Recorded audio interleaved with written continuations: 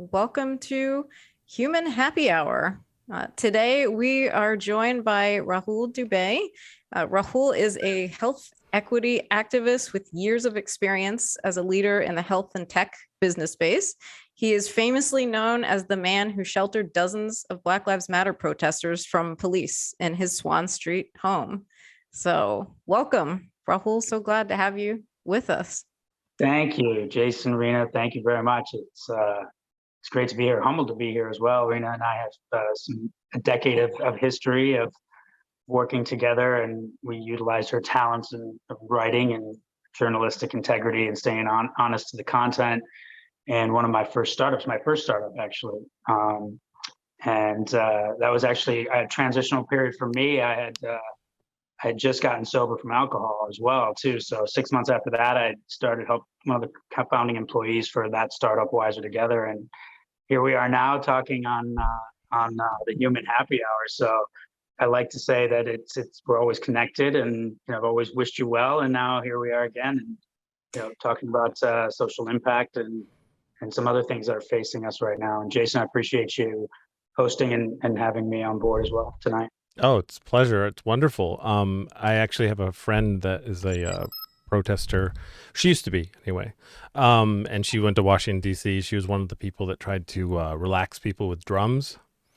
Okay. I told her tonight, she said, who are you interviewing? And I said it, and she looked up and she said she cried when she was watching one of the videos while I was listening to her on the phone, and she cried, and she said, for me to tell you that we'll talk about what you did, but what you did means so much. And when she saw those people rushing into your house, that's when she started crying. Because she said, you have no idea the fear of people that people being so just being corralled really quickly because they want to thin the herd and have no place to go. And then a door opens and a friendly person says, come on in here. That's astounding. What's her name, if you don't want to say her first name is Stacy. Well, Stacy, thank you very much. That means a lot to me to know that it's impacted and that had ripples. And I'm sure we'll get into that as well. But thank you, Stacy. Yeah. So it was so wild, I have to say, Rahul, like seeing that in the news cycle, because I'm always watching the news cycle, like doing what I do, and I'm like, wait a minute, I know him. Yeah, it was some great reconnects that came from that, and past life and just in the past and just a changing world. But I was oblivious to. I was doing the news, right? So and I was locked in. So for those 4 days after, and I don't want to take it out of sequential order here or anything, but it was on 3 hours of sleep across 58 hours. We reached across 5 continents in 4 days. I think I did 68 interviews. So I wasn't able to it was therapeutic as well, because adrenaline was flowing. There was paranoia going. It would get into all the surveillance that was happening here afterwards. But I was talking to journalists in Singapore and India at like 3 a.m. and 2 a.m. and really talking and laying out a lot of the things that were coming to me, because it was important to get that story down simultaneously. The parallel efforts, the government had their own kind of spin on it, and at a point 3 days afterwards, it was, Rahul Dubey lied. When you have your chief of police of, metropolitan city that you're a resident of 17 years and call you kind of public enemy liar number one, you're kind of like, oh, after, what happened as well. So there was a lot of things where I knew we had to I thought eventually someone would naively, and we get into how naive I was prior to that, thought that someone would come to the table afterwards and be like, yeah, listen, that got out of hand. We're kind of sorry about that. And, these are the things that, racism kind of exists, right? Prior to that moment, and this is probably the biggest revelation and change that came to me, after opening the door on June 1st here on Swan Street, was, that racism, white supremacy actually does exist. It was always like, oh, it happened over there. Or, it's maybe a little bit, there's some assholes in the world. And when I saw it immediately, where I saw this police, it was immediate good versus evil right away. And you saw it, I felt it. There were others of the 70 plus that were here we've talked about it after, felt it coming down the street, like, and goosebumps a good 3-4 minutes before anything really popped off and the explosions and the tear gas went flying. So the revelation for me in these last 2 years, and we can dive deeper into this social justice and advocacy work, is, as an immigrant, first generation, born and raised in the United States, I was always told to conform, to be white, and kind of to fit in. And so, I always kind of was, very kind of shrug off the struggle and the original sin. I wasn't even aware of, that slavery happened. These naive things that were programmed into me really just shattered the minute I opened that door. The minute I saw the police and the authorities, because there were other metropolitan police and government agencies here, unleash hell.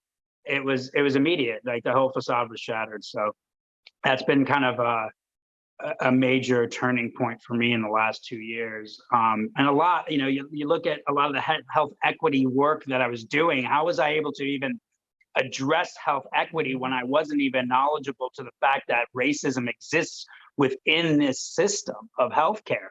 And so unless I was wondering why these solutions that actually were proven weren't being rolled out, and it was the intent's not there to keep that equity kind of away from the populace, to segment off a good portion of it to benefit a few. And $3.6 trillion healthcare industry benefits a few in a lot of ways, a lot of dollars that go to the top. And so, that's helped me, one, get through my embarrassment of how could I be so naive to not see it, but then also, okay, now I know who the enemy is, and that's racism. And so, holy shit, let's go after that.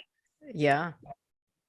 Before we get into that stuff, I'm curious. Have you ever been into activism or protests prior to this? I mean, it seems like you would have to be, at least have your finger on the pulse of it some way, to have the ability to do that in that moment.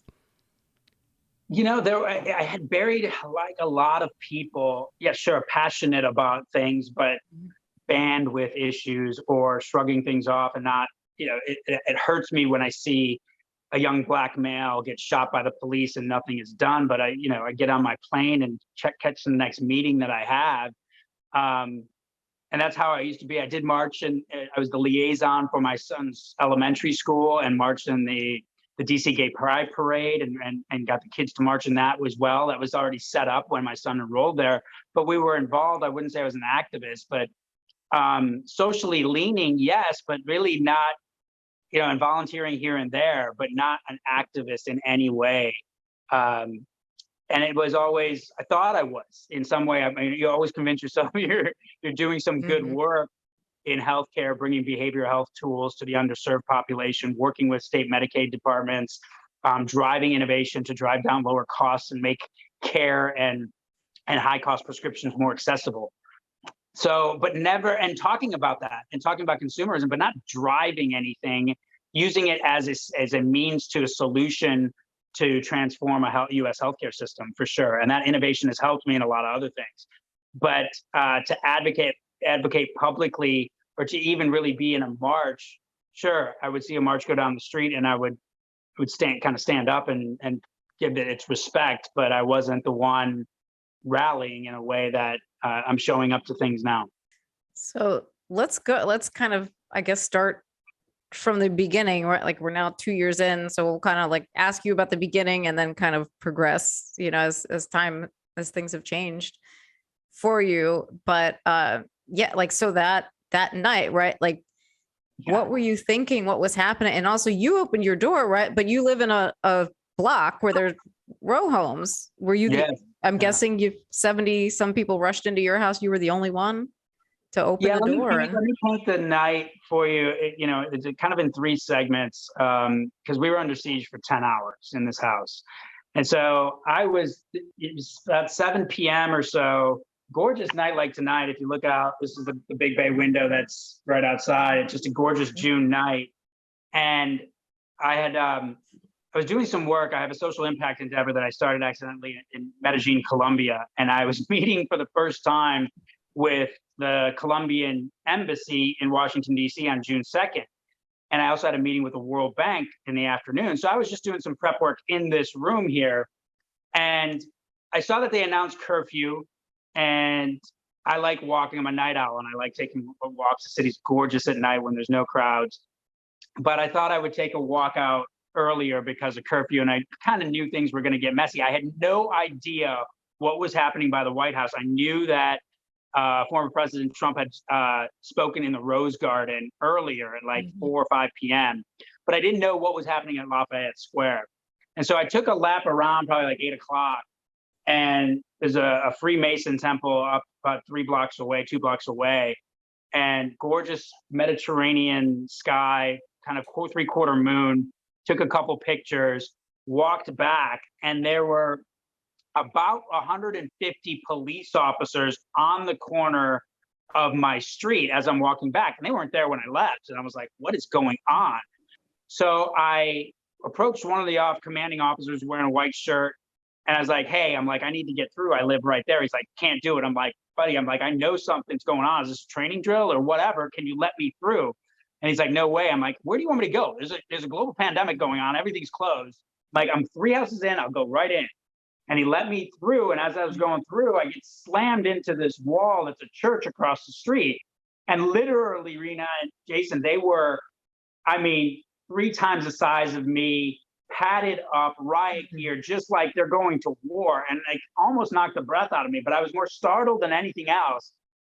And the guy who let me through was like, hey, let him through. And so I just kind of looked at them, waiting for them to be like, sorry, dude, right? No, it was like ice cold, nothing in their veins. And I came inside, and so now there's I come out on my stoop, I grabbed some water, I went downstairs, grabbed some water, I came back up, and I'm standing on my stoop. So I'm actually outside, and no one is on my street. This street, Swan Street, was rated one of the 10 most prettiest streets in the world in the autumn. It's like row houses, and it's a unique street because there's no alleys on the street. DC's got usually alleys halfway through the block, but a couple alleys along the block, but this one doesn't. It's completely connected row houses and these great canopy of trees. So all of a sudden, there's a couple people walking toward where the cops are bottlenecked off and blocked off that entrance, that intersection. And usually when I've lived here for 8 years now, and usually when people walk, they walk the other way because that's where the restaurants, bars, and nightlife are. So no one's walking this way.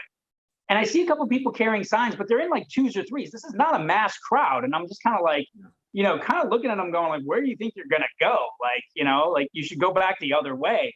And from marching in the Gay Pride Parade, I know you disperse a crowd 3 blocks north of here because there's 6 intersections where people can get away. It's a safe way to do it. So 15 minutes go by, and now all of a sudden you got 100 people scattered there, more cops. There's a military helicopter above the house. I'm like, about 200 feet above my house is a military helicopter swirling. There's a lot of helicopters in the city, but none of them hover, okay? And so all of a sudden, probably 40 minutes of being on the stoop, it fills up, and there's 400 people on Swan Street. And they're just kind of asking, let us through. What's going on here? All of these things. And they're chanting, let us through, peacefully. Nothing is happening. There's a couple of people sitting on my stoop. Someone went in to use my bathroom, and another person was charging their cell phone here because, they're standing around there. I'm like, where are you coming from? And everyone had a different story of where they were coming from. It was odd, Rena. Usually it was okay, we moved them from one block to another, right? But this was no, we were over on V Street. And the other one was we were at Lafayette Square. And another one was we were on 11th. It was all these dots south of here.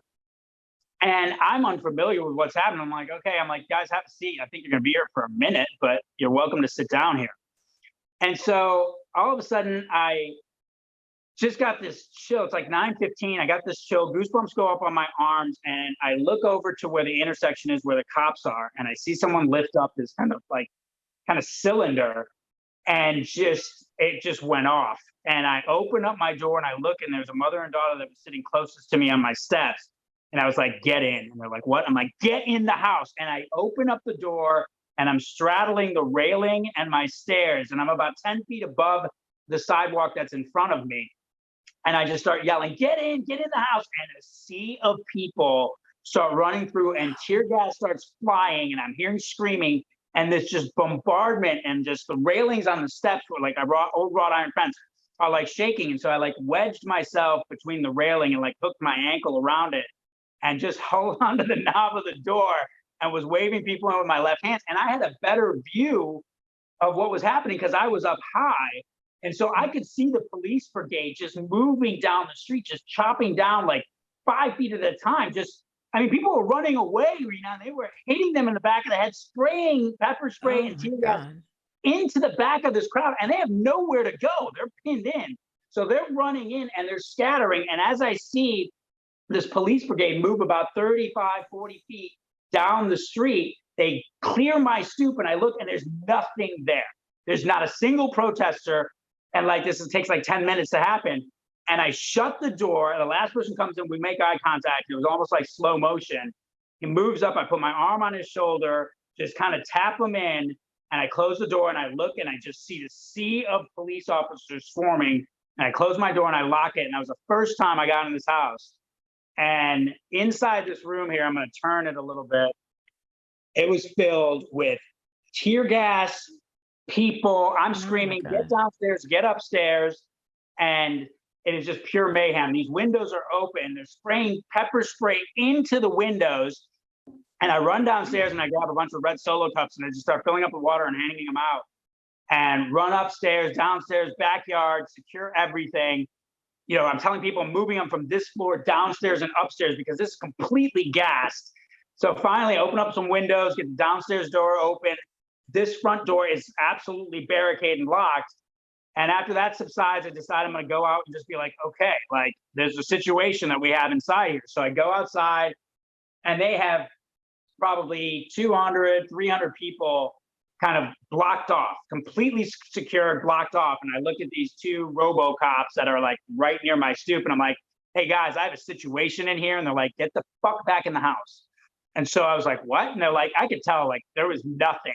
And I'm like jokingly like, you know, who am I supposed to call? And like, they're like, we don't fucking care. Get back in the house or we'll put you down. And I was like, whoa, like aggression. Like I knew what took place here, but I always was like, there's gotta be some sort of outreach that we can figure this out. Cause I was still kind of like figuring like, what is going on here? I was scared that they were gonna come through the door. And a lot was like, okay, they're gonna come after us. What the hell do we do? And so I came back in and the 70 plus that were here, it was the moment, like once the terror subsided, and this is like the second part of it, and I'll pause, but like how everyone came together. Again, this was like disparate groups. This were not an organized group that got trapped in the house. It was twos and threes, maybe most of them were ones, right? There were like 3 skater dudes up in my bathroom that are still awesome. But like, you know, mom and daughter and like a couple other, but they were all ones. And they all just came together. And, you know, that was really the crux of the meat of the next 5-6 hours was the beauty of everyone kind of taking care of each other. So I don't know if that was a good start or not, you know, but that's oh yeah, kind of how it began. Definitely. Yeah. So did you say the police were they were spraying inside your house? Like, yeah, it was once you all were in there? Well, I mean, they were up on this railing here. There's a brick railing. And they were climbed up. There's bars on my window. They were climbed up on the bars and they were spraying in. We had to shut, these windows were open. I had to shut that. It was just so hard to fathom. We have it on tape. I mean, it was, people were tweeting about it and I heard a hissing gas sound, but I didn't know what was going on. You don't know what that sounds like. Just mayhem inside. I mean, just milk and fog everywhere, and just people screaming. And there was a guy who was 6'9", about 300 pounds in the fetal position, rocking back and forth, crying. And you're looking, you know, I weigh 150 pounds wet, and I'm like, wow, they did that to that man. You know, ended up carrying him down, not me, but the group ended up carrying him downstairs. Wow, it seems like once it gets to that level, it's all becomes very primal, because it seems like before that there should have been the right thing to do. And I'm wondering what would be the right way for protesters to protest and police to keep the peace, because obviously they made a decision, let's get them. which of course causes panic, and then they go into a primal rage because you have to if you're going to do that job at that point once you've made that mistake. And then everyone else is kind of like predator and prey, and when they start running, that whole feeling, like when a mouse runs away from a cat, the cat freaks out and has to go get it. It feels like that's what happened, because why else would they attack your house? Once they're inside, they should be considered done. Oh, they're good. Door shut. I mean, that's a rational question. It's a very, very irrational situation. I would have asked the same exact question, and I probably did 6 months after a lot of why would that? And we're assuming that the intent is to serve peace and harmony to the community, but that wasn't the case. And it's also not finite. There are so many decisions that rippled into this. First of all, you don't announce a 7 p.m. curfew at 6:30. That's that's going to cause chaos. That's first of all not possible to disperse 10,000 people within 30 minutes. And so why move that up? So there was no sense of consistency. The other is using decision making using force and fear versus love and security. And that has been the foundation of the United States of America. And so what are you going to do when even if it's not tear gas and it's a sound grenade into a crowd of 400 people, you're going to create chaos. So you are the vehicle for chaos. I can tell you there was not a single person stepping out of line here. They were trying to go home. And so that was and what I learned after is that they had used this maneuvering that we've used in Afghanistan to get insurrections out of large market areas called kettling. So we use a military technique in the nation's capital to basically sequester off and quarantine off 400 people on a ideal street in Washington, D.C. A lot of things that were coming to my mind were French Revolution. They wanted to see that chaos of people running through the streets and throwing stones through their wealthy neighborhoods. So they have a reason, right, to be able to double their police force, to have more budgets on tanks and guns and weapons and all of that other stuff. It's to justify their existence. And so what better way if you have a riot here on this street in Northwest DC, that is going to dictate decision-making for the next 20 years. Wow. So what would be a best way for the police to handle it? I won't give you ideas. I'll just ask the question. I think there's communication. There could have been an easy person. You could tell in that situation there, I knew there were 4 or 5 protesters that were leaders. They were acting like it. All you had to do is just look at the crowd. Right. Why don't you go to one of them and say, hey, listen, we're going to let 15 of you out every 10 minutes. 5 of you disperse east, 5 of you disperse west, 5 of you disperse north. Yeah. I'm not a police chief. Yeah, that's a good idea. Crowd control. But that seems like, listen, we're kind of all in this. No one wants to do paperwork. No one wants any violence. No one wants to go to jail. Why don't you send your most well-behaved 200 to get out right now, and let's see how that goes. Right. And does anyone in there need any medical attention? Yeah. That would be nice too. I mean, it was just so absurd and that's why it was so, when the violence took place, it was very instinctual. There was no decision making for me to open the door. You saw what you saw, and it was immediate. What was crazy was that as much as my conviction told me how right I was to open that door, the night I was playing with myself that I might have done the wrong thing. That's how terrified, that they were going to come through and all this other stuff. But really, what did I do something wrong here? Right? Is there someone in here who maybe caused some violence? All of the stuff that they were playing in my head, because they had told me I was doing something wrong. I mean, I kept that door shut, and they're faking to get in. They faked a 911 call and made up someone's name that was in the house. We had this house in lockdown. So one, to answer your question, don't start by lying to people. Yeah. Right. As soon as you see that, I knew that the chief of the commanding officer in his white short sleeve shirt and badge and medals was like, as soon as he came up, he led with that. And that's a lie. You're like, okay, now I know. Now we know what we're doing. We're playing chess, like hunker down. Did I know it would go 10 hours to 6 a.m.? No. Did I know they were going to hijack our pizza? No. I mean, so don't do, those are things like, if you don't, how do protesters and police get along? I think the police need to really not be involved until there's a need to be involved, but they are causing a lot of this, destructive morale. Yeah, it's like they do some kind of preemptive thing, and that causes a problem. That seems to be the trend. Yeah, I mean, yeah, like if you look at it, you can't reform a systemic problem. It's throughout, right? And so, look at the history. I mean, I've educated myself in a lot of things, and have been blessed by having a lot of the 70+ that educated me. But look at the reason why the police department was created in the first place was to track down escaped slaves. And that mentality and that DNA is there, that everyone, there's a holier than thou and everyone's a target. Even though I worked in healthcare, health insurance side, the DNA of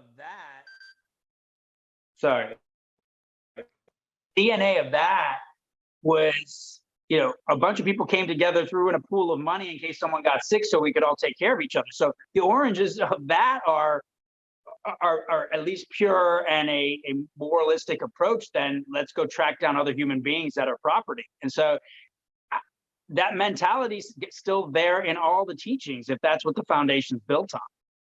So, Rahul, I was looking into because I've also done a lot more education. I had firsthand experience with the DC police because the neighborhood that I lived in when I lived in DC, right. And I was like, these are not nice guys. You do not call them if you have an issue because they will bring the violence. And so I very much knew that. But what I have researched recently is like that the police don't have a constitutional duty to protect you. Right. And I think like that's the thing that people don't realize. Like there's this narrative that people think, at least people who are not people of color that have experienced this violence, a lot of people think, oh, well, the police are supposed to protect us. They're supposed to keep us safe. And and this funding comes and it's like, no, they actually don't have a duty to protect you. But like, look at what we saw in, Texas. In Texas. Yeah. And I thought because my experience living in the neighborhood where I was, there were shootings and we all knew the police wait till the shooting is over to show up. Right. They just sit there and they wait till it's done. They do not make any attempt to stop anything. And then they come in like the cleanup. Yeah. And I thought that was just something they did in those type of neighborhoods, but it turns out they'll do that anywhere, even in a school. It's eye-opening to realize. I mean, it's protect and serve. I mean, it's right there. They lead with that, protect and serve, but it's not. I mean, you could see someone getting stabbed. There was an incident in New York subway system where someone was getting stabbed, and 2 officers stood and watched until after the crime was after it was done, and the Supreme Court actually upheld that. So why are we spending all of this money to? It's this facade. I saw the facade and it shattered. That was something for me, but I hope it doesn't take the force of 168 authority paramilitaries and a helicopter to change that perception. I mean, we saw a great movement in the wake of George Floyd's murder. 20 million people hit the streets in almost every major city. Summer was on just energetic in terms of wanting change. And nothing has changed. We have the same amount of police shootings the last 2 years as we did in 2020. That's disheartening. So, the police know this. This is not, it's just something, quell it for a little bit. They did. And now they're bigger and their budgets are bigger than ever before. So sustainability and the longevity of change is something that, without convening, which is something that I've been really looking into, is like, how is the best way to convene? I'm an Indian American born and raised here, right? But there's 5.8 million of us. I look at the ethnocentric nature of the Jewish community and how they're able to come together. I look at the Black community and the Latino community, and then the Asian community. So, it's if you can convene these power, we're looking at maybe 55-60% of our population, which is powerful. But we haven't been able to do that. So anyway, I kind of rambled on. No, what you said kind of sparked something. I know everyone else has probably already made this connection, but I'm going to bring it up anyway. If police are not constitutionally obligated to protect us, and they have all this funding for all these military style weapons and training, what exactly is that stuff for? Is that to keep us in line? But if we're in our country, the people that would be doing something wrong or who we would need protection from would be people in our country. So you have to wonder, where does the decision-making process start with, okay, now we're going to intervene, but this time we're not going to, and this time we are? Like, what is all the money for then? Well, it's another lever of control. I mean, if you want to control industry, if you ever try to look at innovation, hate them or love them, look at Uber and Tesla and SpaceX and all of these things. Like, unless you want to, if you don't play within the system, they're going to come after you. And they did it with Microsoft and all of that. And love them or hate them, it doesn't matter. It's play by our rules, get in line, or give us our piece. The old way, well, we're building new structures, infrastructures, and business models. They don't apply to ancient relics of the legal system and the divine constitution. So we have to be able to morph, but industry and society moves and changes and evolves much faster than government entities do. So I look at this police aspect of it, and it's blood and treasure. I don't know if you're familiar with the theory of blood and treasure. It's what is the populace willing to give up their blood for in terms of war, or their money for in terms of treasure. And so crime, Black people, brown people, guns, school shootings. I mean, Uvalde police are sitting here, it disgusts me. I have a son that are probably like, you know what, we're going to get more on the force. I see DC's looking for 374 more police officers, and still the $20,000 signing bonus to come on board if you finish the academy. That should tell you something. I mean, wow. That they can't get these people to come on board. So, they get these bigger budgets. They give this perception. I'm on an anomaly in Northwest DC right now. A lot of them love the cops. I've lost a lot of, PTA moms and dads that, would say hello before, but now think I am a cop hater. And it's the system. It's completely rigged. And they have put a target on my back for the last 2 years, and I'm literally a healthcare innovator, social impact guy. I mean, I don't need a target on my back. That's absurd. So I want to talk about that. Like, how has your life been, right? Like before and after, like what was your perception and, life in DC then versus, in the aftermath of this? Oh, wow. There's so much love. I mean, there's an outpouring of like real people. I've been here 20 years, and it's hard to find real people in DC. Yes. So many transplants. Rena, you've lived here. It's very little eye contact, definitely no smiling at people when you walk by them. I mean, one thing that I love is that I get in your face and I'm like, hey, how are you? Right? Like, but now there's like this underbelly of real DC that I've been able to meet and exchange and become friends with and talk to. I just hung out on the corner of McDonald's with a couple of the dudes at the corner boys, and we're talking to them about Juneteenth, and they were smoking a J, and I told them I'd come back after this podcast and maybe join them. So there's love there. I helped a Gambian artist, Dauda, a refugee from Gambia who's been painting in the neighborhood and selling his art on the weekends. And I walked into an arts and crafts store up the street and just kind of made an introduction, and now he's like the artist in residence there. So I feel like I've been given permission to be a member of my community, which has been amazing because, saying this humbly, I have a lot to offer, and I've seen a lot of things, and there's been able to work with so much Black and brown youth in their 20s, and share. I've been, to 38 countries, 168 different cities. And been from everywhere from the corporate boardroom to, the poorest barrios and neighborhoods on the planet. So I feel like, they've shared with me how hard it is to find mentorship in the Black community and Latino community. And so I've been feeling really blessed to be able to do that.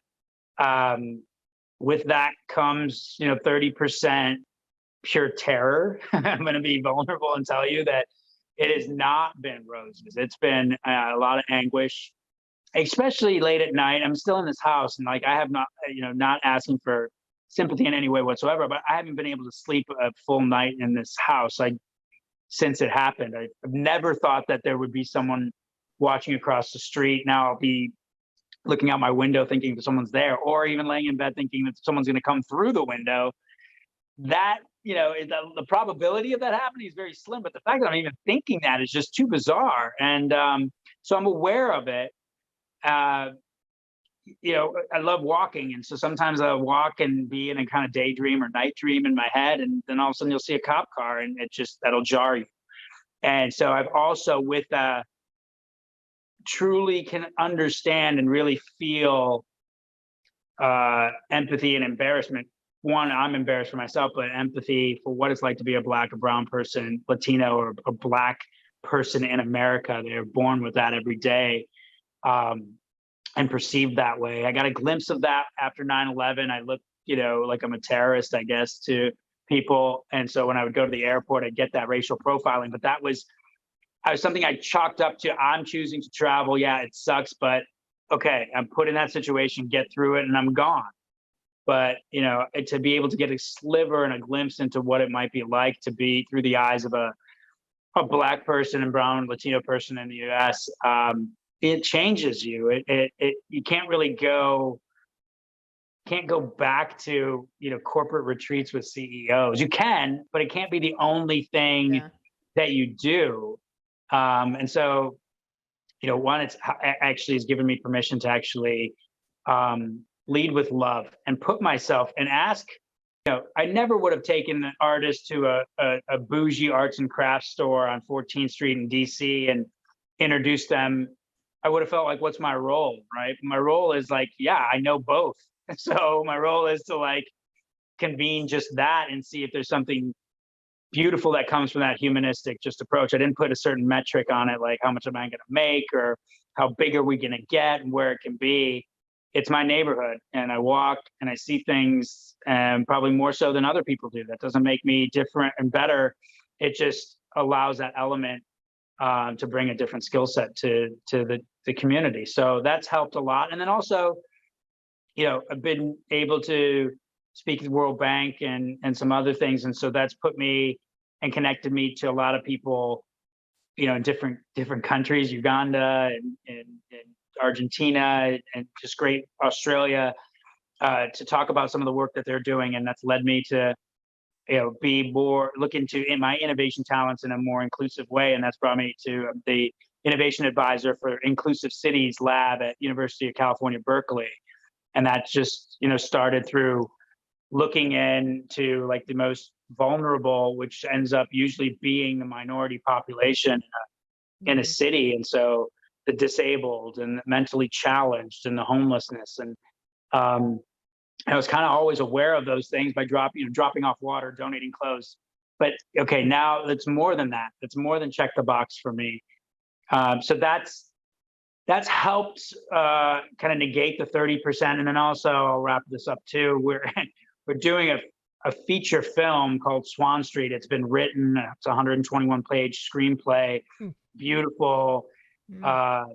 South Asian Muslim screenwriter Farhan Arsad, who contacted me a few weeks after this happened and told me how much it was drawn to the story, how he followed it, how he could see himself as a 35-year-old first generation brown kid growing up in Davenport, Iowa, who's been writing in TV for a while. But I just had a few people reach out to me about a screenplay. He was the right fit. But an understory to that is, I'm a Hindu first generation from India. He's a first generation Muslims and Hindus are not getting along. I was taught not to get along. And for him to write this beautiful screenplay about Swan Street that night and some flashbacks to my life and some other characters, it's just really we get to be that change, right? So, he wrote it beautifully, and we got a production company in West Hollywood that's looking to attach a director to that.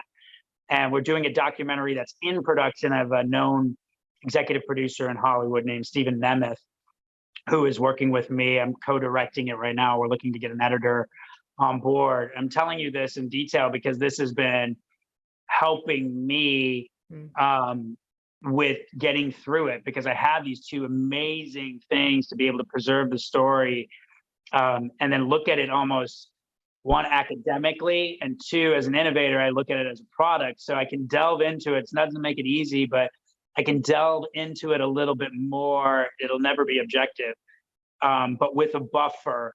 So I don't, and can kind of actually snake through the darkness rather than it just kind of bombard me in an improvisational way in the middle of the night or something like that. So I can actually delve, let it know that it's having that impact, and then continue to move forward, knowing that we have these two pieces to preserve that story that's being so whitewashed right now. So yeah, it's 70% beautiful, and 30% pretty dark, but I'm aware, and I know I'm grateful for my recovery and addiction to be able to draw from those things when I feel revved up, when I can actually feel my body vibrating, whether it is or isn't still in my head. I should go do something that is going to help me ease that, or kind of maybe put the phone down and take a breath, call someone, take a walk. So yeah, those are the things that come with it. But there's probably been 5 or 6 separate times where they have physically come up in my face, the police, that I've seen, and really kind of tried to mess with it. And I'm not a flight type of person. I want to sit there. I'm not going to physically have an altercation with you, but I'm going to, let's verbally dance. If that's what you're going to do, I'm not going to shy away from it, knowing that I'm out in the open and I have a great community around me now. So that does give me a lot of courage. I'm going to pause. Do you mind if we read a couple comments here in the chat? Sure. Yeah, go ahead. Yeah. So Kay says, like how Raul said, the police were created to catch runaway slaves, aka property. It continues on protecting the property of the rich. And then Jonathan says, hello, everyone. It seems like the real terrorists in this situation were the same people who were sent to protect us. Yeah. It's, one of the things, there's so many different kind of intentions that I have with the feature film and the documentary. The feature film is, you can almost do a lot of things right, and you can, be a citizen, ideal citizen. They call it model citizen and model minority. You can bury your head in the sand if you don't like who's in the White House, but it's going to eventually show up on your front door, and it did. And we have to be prepared for that. So you never think those things are ever going to happen to you. They use tactics from a different country, in a third world developing nation that we bombed for the last 20 years, on our streets. So I want that awareness to be there. And then what is that metaphoric door that everyone else can kind of open? And also get to know the characters that were in this house, because they're everything. I didn't do anything special. I really did everything instinctual, opening that door. And then from there, it was the 72 that took over. They carried me. I mean, they are the ones that knew to pull their cell phones out. They're the ones that knew what to do if the cops came through, call the bail bondsman. They knew how to, they were tweeting live and IG live, and they were getting on with the journalists and the news outlets. I ran 5.27 miles in 1,600 square feet that night. And so I was running up and down. They were the cohesive gel that was carrying me. So, it's been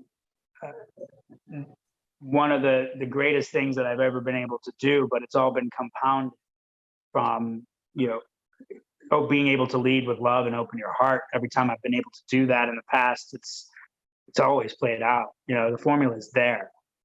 It's just, there's just a lot of darkness and layers, and which is a sign of society. And it's more prevalent here, but it's also the only place I think on the planet where you can actually remedy it. Do you know how blessed I am that I wasn't shot in the head after I opened my door? There's countries out there, Burma, Colombia, where I have my social impact. My 46 family members and my co-founder shake when they tell me how terrified they would be because they wouldn't be able to open that door because they know they would be dead by the government. So, on the other side of this, I'm not a cynic. I'm a realist. Like, that's an extremely messed up situation that happens every single day. Swan Street is just, we got it. We caught it. Right. But it happens every single day. Not do they have 70 people under siege, but the brutality, the division, the racism. And so, to be able to be a part of something spectacular like that across 10 hours and to come together, it proves only one thing, that the small group of people and human connection can accomplish just incredible things together. I mean, think about how 72 strangers can come together across 10 hours, not destroy each other, but lift each other up to actually stave off the United States government. I mean, that's proof. As an innovator, I love proof. I live in Vermont, so all of this stuff is very foreign to me. Our news is like cow got away and stuff like that. Right. But I do have some friends that are police officers, which of course is, again, police officers in Vermont is a very different story, I assume, than in bigger cities. And I think one of the things that I've always thought of about this topic, because I do believe there's a problem with the training. I do believe that. But if you look at every police officer in the country, every police officer has friends. And all those friends are going to sympathize with the police officer. And that police officer might be an awesome person, which my friends are. They're really wonderful people. And so when people talk about this, they say the police, they say the cops, they say all that stuff. And I've learned something with in this country over the last few years, that you have to be really specific or people get offended and then join a different team. And like, say Officer Ted is a wonderful man, and we say police are the problem. Police are the problem. Officer Ted, who's a wonderful person, is going to take an offense to that. What would you say to the police officer that could be listening to this right now, if it's possible? There would be, I don't know, that isn't like that and wouldn't be like that, and what should they do differently, if it's even possible? Well, one, it's not the person, it's the system. Yeah. I mean, it means zero harm to the officer. I love the officer. In fact, tomorrow morning I'm having coffee with the U.S. Capitol police officer. And so it's definitely not the individual, and it's not the racist, it's racism. And so if you look at, so let's go back to the system. I look at a healthcare system that is so corrupt, and I've spent 12 years in it trying to transform it, and the pay and the bill charges by hospitals and insurance companies and pharma companies. And so I knew from the outside as a startup, throwing rocks isn't going to work. I did go on the inside and realized no matter what, and I mean, traveling 120,000 miles a year, working 80-hour weeks, and just flying home and being a dad and going back out there, and loving it, being very passionate about it. But knowing that the system, if it's systemic, there's nothing you can do. I'm a big fan of Trojan horsing it, going in and then kind of fitting in and then jumping out and saying surprise without the slaughter, right? Like I do feel that there is that change to come from within, but not in systems like police, not in systems like healthcare. And so I think if there is a change, I mean, why are you really there if your job isn't to protect and serve anyone? I understand the paycheck. I understand this economy. We haven't even seen anything yet. But there's something else. If you feel like you have a duty to serve, give me a call. I'll find you a lot of ways that you can serve and utilize something you probably would like to utilize rather than putting on a badge and, being hated by a lot of your colleagues because you want to follow your moral compass, but you're unable to. That's got to drive division. That's got to lead to unhappiness. So to the individual, I don't mean you any harm. I mean, we had our pizza finally delivered to us, and I gave the people that had us under siege, I slid them pizza through my mail slot. There was an officer standing on my stoop. So, a lot of people in the room were like, "What are you doing?" I'm like, "Man, we are not like that. This guy hasn't eaten either." So, it's not like I'm going to go out there and be like, "Oh, kumbaya, we're all together." No, you're still a jerk for doing what you did, right? But I understand that there's got to be a couple of you in there that, man, maybe you're hoping that you're there when someone's got their knee on a neck and you actually shove the guy off. I hope you are. I really do. Or you actually turn on your body cam when everyone else has it off. That's the other thing. 168 officers, not a single piece of body cam footage. They all had them off. All of them malfunctioned. Come on. Oh, so, God. It's just too much to think. And then you witness it. You witness a 20-something-year-old kid gets smacked in the back of the head by a club, and then a woman goes to pick him up and gets pepper sprayed in the face. That happens 8 feet in front of you. So, I would probably, Jayson, though, if you would ask me that question year one after it happened, I would have told you to tell your friends to quit. But I think I'm actually now talking to some officers, they have quit. This is what took place either on 6/1 or the insurrection has given them a reason to ask, what are we doing?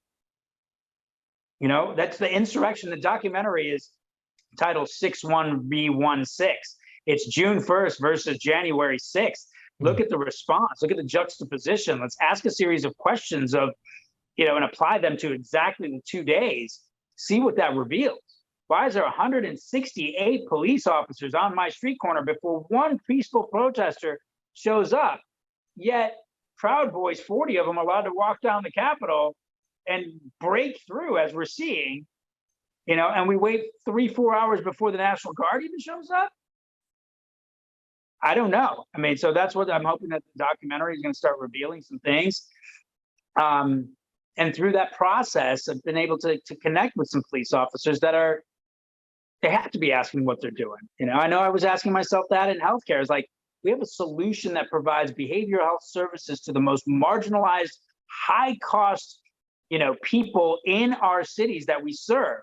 And yet we're not rolling it out. Like, they told me they were going to, but why won't they? Because they don't want to. Right. So, you have 2 movies that you're working on. One is a documentary, and the other one is a dramatization of it. Is it like with actors? I assume. Yes, it's a feature film with actors. We're not at the acting casting stage yet. We're looking to get a director attached to it. I worked with the writer Farhan. We got a lot of interviews with people that were in the house.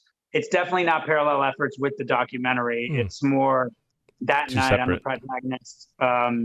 Flashback. There's some scenes that, one of the things that I grappled with on it was, how much I wanted to reveal of my addiction and my alcoholism and things like that. And so we actually delved into it. There was a lot of things unconsciously that played out here that night that stemmed from my vulnerability and being in a vulnerable position, battling addiction for years. Yeah.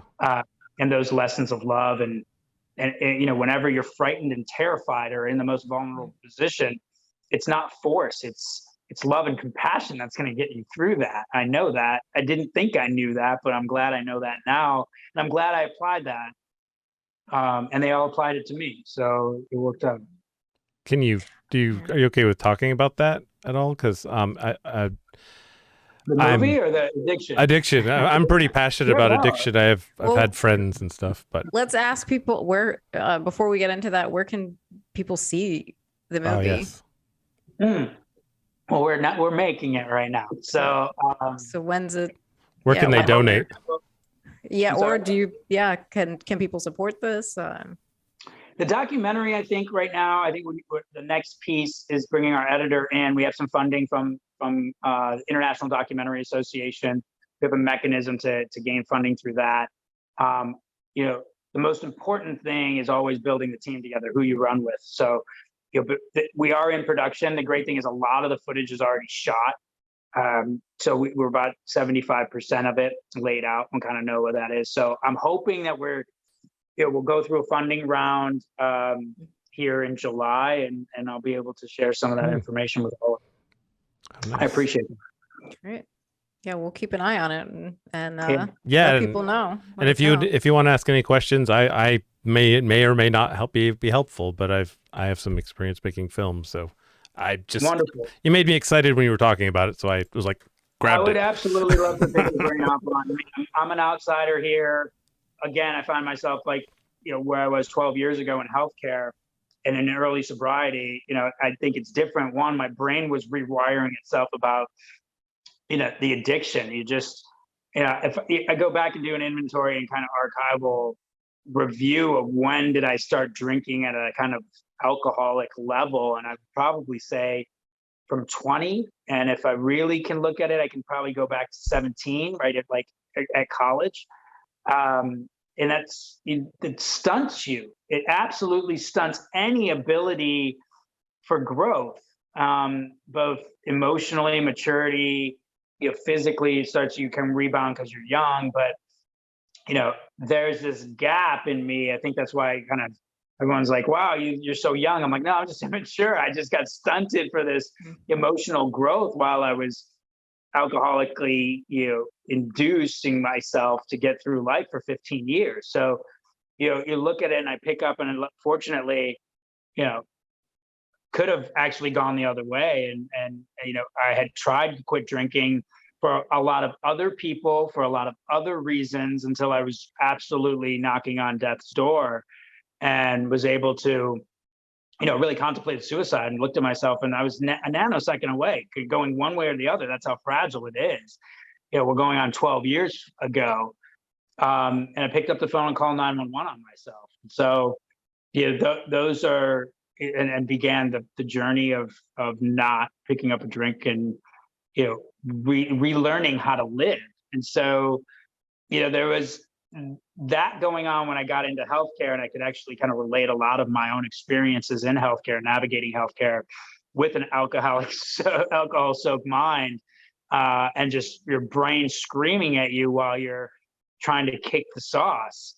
And you just, what do you do with idle time and the anxiety? And you're so used to synthetically altering mood. 3 drinks gets you here, 6 drinks gets you happy, 9 drinks gets you euphoria, 12 gets you angry, and 15 gets you to bed. You have that formula down, and it can be anything with lines and Coke and, pills. It's the same thing, that addiction is going to own you. And no matter how much you want to stop and tell yourself you're not going to leave the house until 10, until after the liquor stores close, you're lacing up your shoes at 9:55 p.m. and you're running down the street so you can get that bottle. You have to relearn, and then you go into like, okay, now how do I function in a real world? And so I came into healthcare that way. So one thing I feel about in Hollywood is that, I have a little bit more, I have more of a sound mind than I did back then. We have something that's real, that we were lived, a beautiful written story that portrays that in a screenplay. And then a lot of great people that want to work on the documentary with us to preserve the truth. And I can't think of a higher honor than to be able to try to stamp that in history before it gets erased.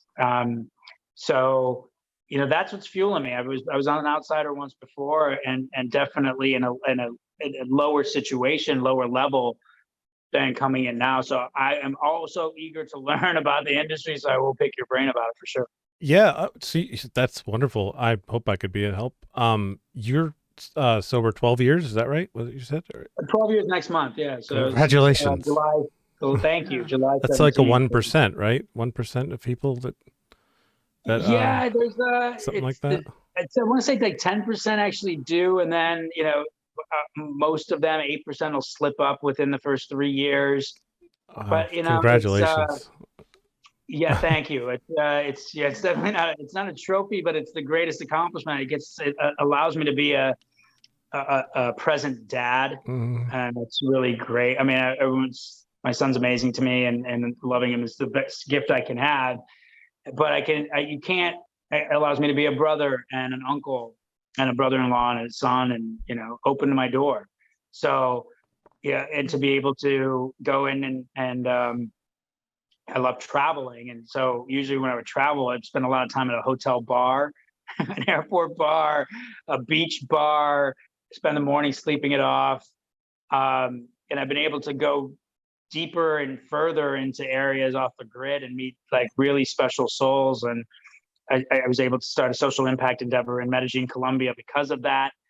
And now we, are not as, you're putting toxins into your body that are just poisoning your thought, and you're doing it to self-medicate, and you're missing out on by numbing yourself of what it's like to be human. And so I've been able to kind of rise up from that intersection of not wanting to be on this planet anymore because it got really dark, because the addiction was so gripping, to be able to rise up. And it's a great there's no other way through it. Like, you can't go around it. You're going through it. And I'm just the luckiest person to be able to go through it and continue to go through it.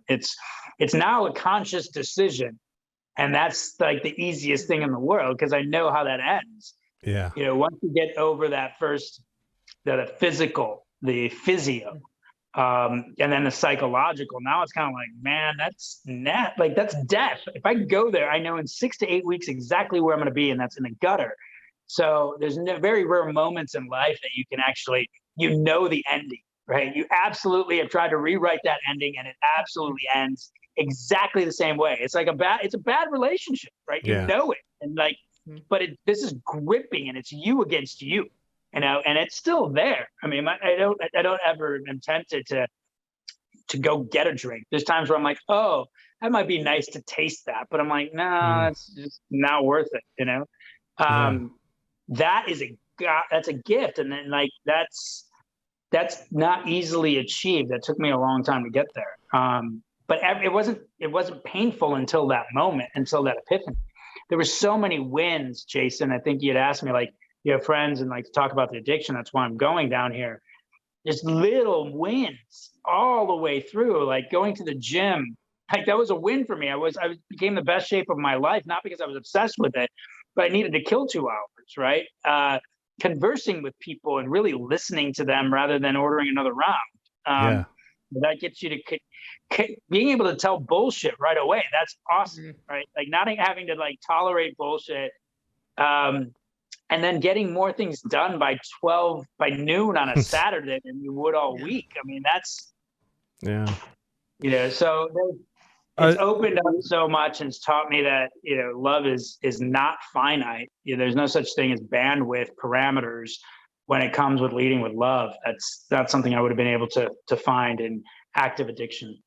Wow. My friend and I were just talking about this the other day, and what you said about how you felt like you wanted to end your life. It seems like this country, because we're so trying to be capitalists, if you're not a productive part of the society, you're considered, you should keep that a secret, kind of a thing. Like, you're not being productive, and that keeps people keeping it a secret rather than asking for help and not being ostracized.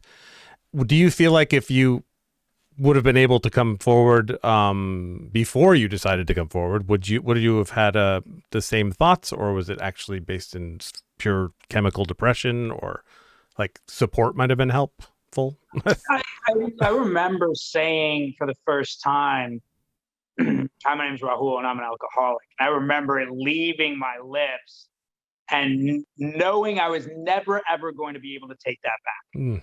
And like, it was out in the universe, and everyone's going to know that I'm an alcoholic. And oh my God, like, how does prep school kid, Indian kid, like, what are we have this thing in our community and a lot of communities, what are other people going to think?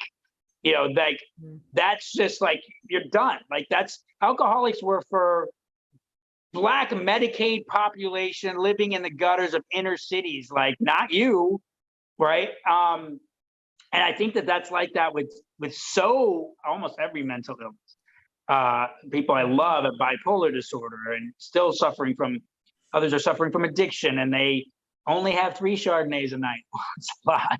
I mean, but that's or weekend alcoholics. There's just all this stuff, and I think I probably started connecting more and being more free when I was able to say it and not give a shit. Like, and that came with my success, though. Like, I can tell you, I'm going to be very open with you. Like, I was rising in the ranks in healthcare and being put up on stage, and I was actually wanting to say it at these conferences that had 3,000, 4,000 people in the audience. Like, I wanted to go up one time and say, "Hey, my name's Rahul Dubey, and I'm an alcoholic," and launch from there.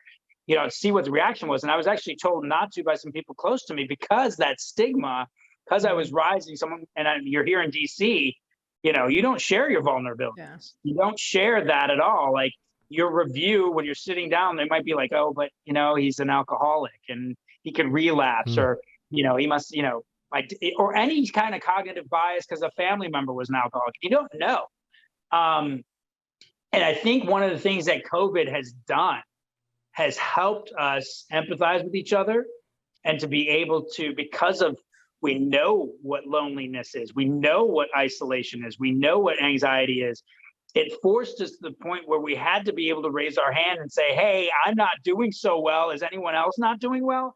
And what happened was, boom, everyone started saying how awful they're doing. And in that came some joy, came some peace.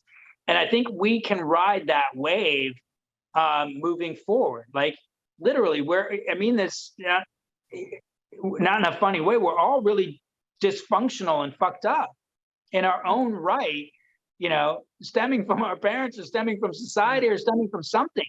But we have to be willing to admit that, and like, look at that. And I value that. I absolutely value the dysfunction in the diverse group of people that I surround myself with, that we're driving, this human capitalistic approach to generating revenue and then distributing that to education and healthcare and infrastructure and all those things. I'm able to do that in Colombia through a model of love, right?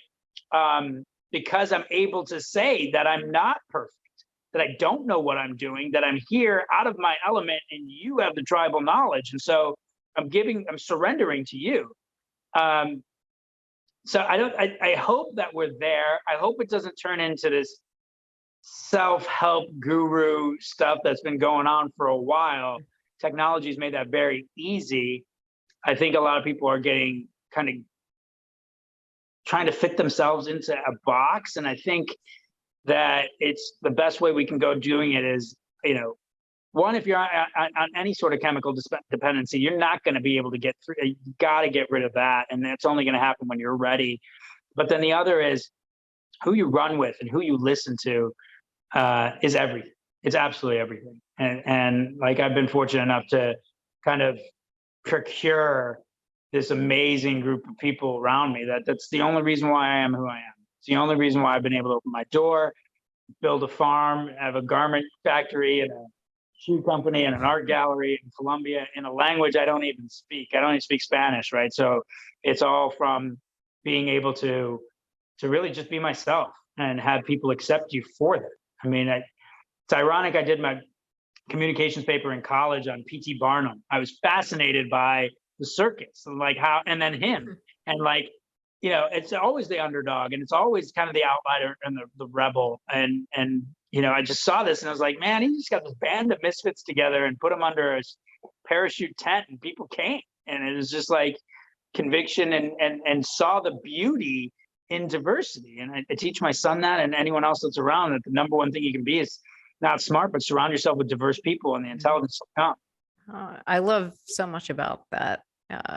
Yeah. And I think, like, I've spent years, writing and editing in the health space. And I feel like just only recently, like since COVID and everything, we're starting to scratch the surface in terms of allowing people to talk openly, about mental health and like how you're feeling and, destigmatizing. And it's still, I think there's still a long way to go. Yeah. I mean, so it's amazing to be able to open that up, I think, but there's also, like, I will get, not in an annoying way, but I'll reach out to a friend and just be like, "Hey, how you holding up?" Right? Like, just I hadn't heard from you in 3 days. You sounded down last time we chatted. I'm here. Like, it allows us to like enter into that personal space. And we have to. It's not just building an app and an awareness and like saying, hey, I'm struggling. Like, I need to pay attention to my friends. I need to know when my friend is, there's daydreaming and then there's bipolar mania. And I need to like, and I can tell in the voice and I can see in the eyes. And even if they're not next to me, there's a video call that's coming once every 2 weeks so I can see my friend. And I know that people did that when, I was early sobriety, they'd stop by. And some wasn't to just judge and check on me. They wanted to just see how I was doing, right? And that helped me accountable for a little bit. And I don't care. Like, you can bitch and complain that, it's my life and it's my personal stuff. Well, it's like, I love you and you're messing up. So it gives us that permission to look out for one another, I think. And that's something that I hope carries. Like, if you love someone and you are feeling weird about reaching out to them to ask them how they're doing because you don't want them to feel insecure that they have to be checked on, we need to get over that quickly. And like, no, love's like, that's just an act of love. If it's coming from a great place of love, then do it. If it's coming to putting me a thorn in someone's side, don't do that. Like, that's petty. My mom does.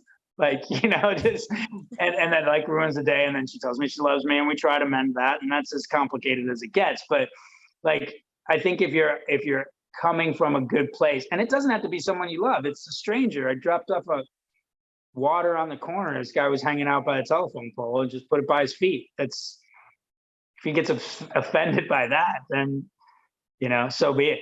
It's not on me. I'm interested in the shoe you held up. Yeah, there's a few of them. So it was I went down to Medellin, Colombia in 2018. Try to hold it still because you're kind of, it blurs. Oh yeah, that's good. Oh, that's good. Go ahead. Wow. I'm sorry. Oh wow, that's beautiful. Yeah. So I'm going to launch into this. I'll try to keep it at like 2-3 minutes, but it's a little bit hard. So I went down to Medellin, Colombia. I love to travel in 2018. I had traveled a lot of South America from Patagonia to the Galapagos, but had to jump back to the States and didn't get to Colombia. So I'm supposed to come to California for work meetings in healthcare innovation. And 2 of the 3 meetings canceled. I'm like, I'm not flying to California for one face-to-face. So I had this gap on my calendar for 5 days, and that never happens. And so the girl I was involved with, her and I were kind of on the fritz. I'm like, hey, let's go travel like we used to. Let's see if we can figure this out. Let's go to Colombia, same time zone, 6 hours. We're there. I had just seen Narcos as well. And then I came across, have you seen Narcos on Netflix, the show? Phenomenal show, the history of kind of the cartel and cocaine in the 80s and Pablo Escobar, done really well. Very violent portrayal of Colombia and the murder capital of the world, Medellin especially. And so I was intrigued because I'd read this article that Medellin had won the most innovative city in the world. I'm like, BS, like that's some PR tourist thing. I started looking into it, and I started looking at the innovation ingenuity they started using in the poorest neighborhoods. For example, they used ski lifts to transport people from mountain to mountain. It's in a mountainous region of 7,000 feet in the Andes rainforest. They put 6 outdoor escalators in one of the most dangerous neighborhoods, connecting 3 mountains and taking that climbing commute from an hour and a half to 6 minutes. Wow. They spent $4 million on these escalators and changed the livelihoods of like 75,000 people in this barrio. So I'm like, let's go. So I go down to Medellin, Colombia. I've been to South America, a lot of times, and I get to Medellin, and I'm there about 3 hours, and I'm taking pictures on this brand new Samsung phone that I got, put it in my front pocket. 2 minutes later, it's stolen right out of my front pocket in the city square. And I'm just like, and I played it back in my head, and I saw a coordinated effort, and I actually started clapping. It was such a great lift, Jayson. I had never, I've been to so many different cities and nothing has ever been stolen, but this was like brilliant, right? So I'm in the front pocket, no less, not the back or a book bag. Broad daylight. I mean, bump from behind. I'm saying lo siento, sorry to the person in front of me. Someone from behind comes in. I mean, I take 10 steps and it's like, they're gone. Wow. So I'm like, welcome to Medellin. I'm like, this is interesting. But there was a neighborhood that I wanted to go to called Comuna 13. And I'm going to hold this picture up and hopefully you get it. You kind of see? Yep. So this neighborhood was part of the Medellin cartel. It was the most dangerous neighborhood on the planet. All trafficking had gone through there. There had been rebel forces, insurgents, and guerrillas, paramilitary troops in there. And the government was battling for this region. So this region had been transformed. And I wanted to go visit it. There's 225 murals, there's artists, musicians, and vendors and stuff. So I'm like, okay, it's my birthday. So I book a tour. I'm looking to book a tour on my birthday because that's one of the days that we're there. And I hate commercial tours. I have taken a lot of tours. And one example, in Berlin, there was a Scotsman who had been there 3 months that gave me a tour of Berlin. Like, that's just absurd to me. Like, if you're going to give me a tour, I want you to be a local. I want you to know what's going on. So I'm perusing the internet and Google Comuna 13 tours, all like TripAdvisor, Expedia, all these commercial big bus tours. And I go to like page 4 of Google, and there's this site that says Stairway Storytellers Locals. And I click on it, and it says, Jayson, broken website that's barely loading. I'm on my tablet, so my phone's still. And it's like locals giving tours about local history. And I was like, okay, cool. So I borrow my ex's phone and WhatsApp this guy. And he's like, yes, my name's Steven. I can give you a tour. Meet me at San Javier Metro Station at 2 p.m. tomorrow. And it was what drew me to it was it said free walking tour.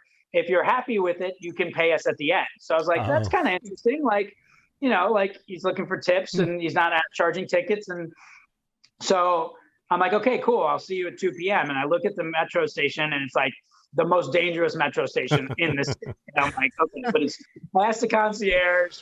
He's like, if you go in the afternoon, it's totally fine. There's people that go for tours. You should be fine. Don't worry about it. So I go. They're all in on it. I'm sorry? They're all in on it. Even the guy that said it's fine. I'm thinking, like, there's a hotel that speaks Spanish, right? Like Colombia is not. This is 2 years after they sign a peace. They've been under civil war for 60 years. It's 2 years after they have peace. So there's one guy at the hotel who's like, yeah, go ahead. I'm like, it's daylight. We'll figure it out. So we get there and I see, he tells me he's going to have his green shirt on. I walk up to the guy, it says, Steven. He's got a ponytail down to his ass, tats and piercings. I'm like, this is going to suck so bad. Like, I'm just like total judging book by cover. And he launches in and he starts speaking English and it's fast. And I'm like, wow, I'm impressed. He must be a college student. And he's taking me around and there's 6 other people on the tour. I don't know them. And we're walking for a little bit. He's giving the history of the neighborhood. And I'm thinking, one thing I love is that he's not talking about the violence. He's talking about the Renaissance. He's talking about the flourishing and the blossoming of all the stuff that's happening coming from it. But he's not spending any time on like dark tourism or narco tourism. So we get up to this area here. I see this color and this music.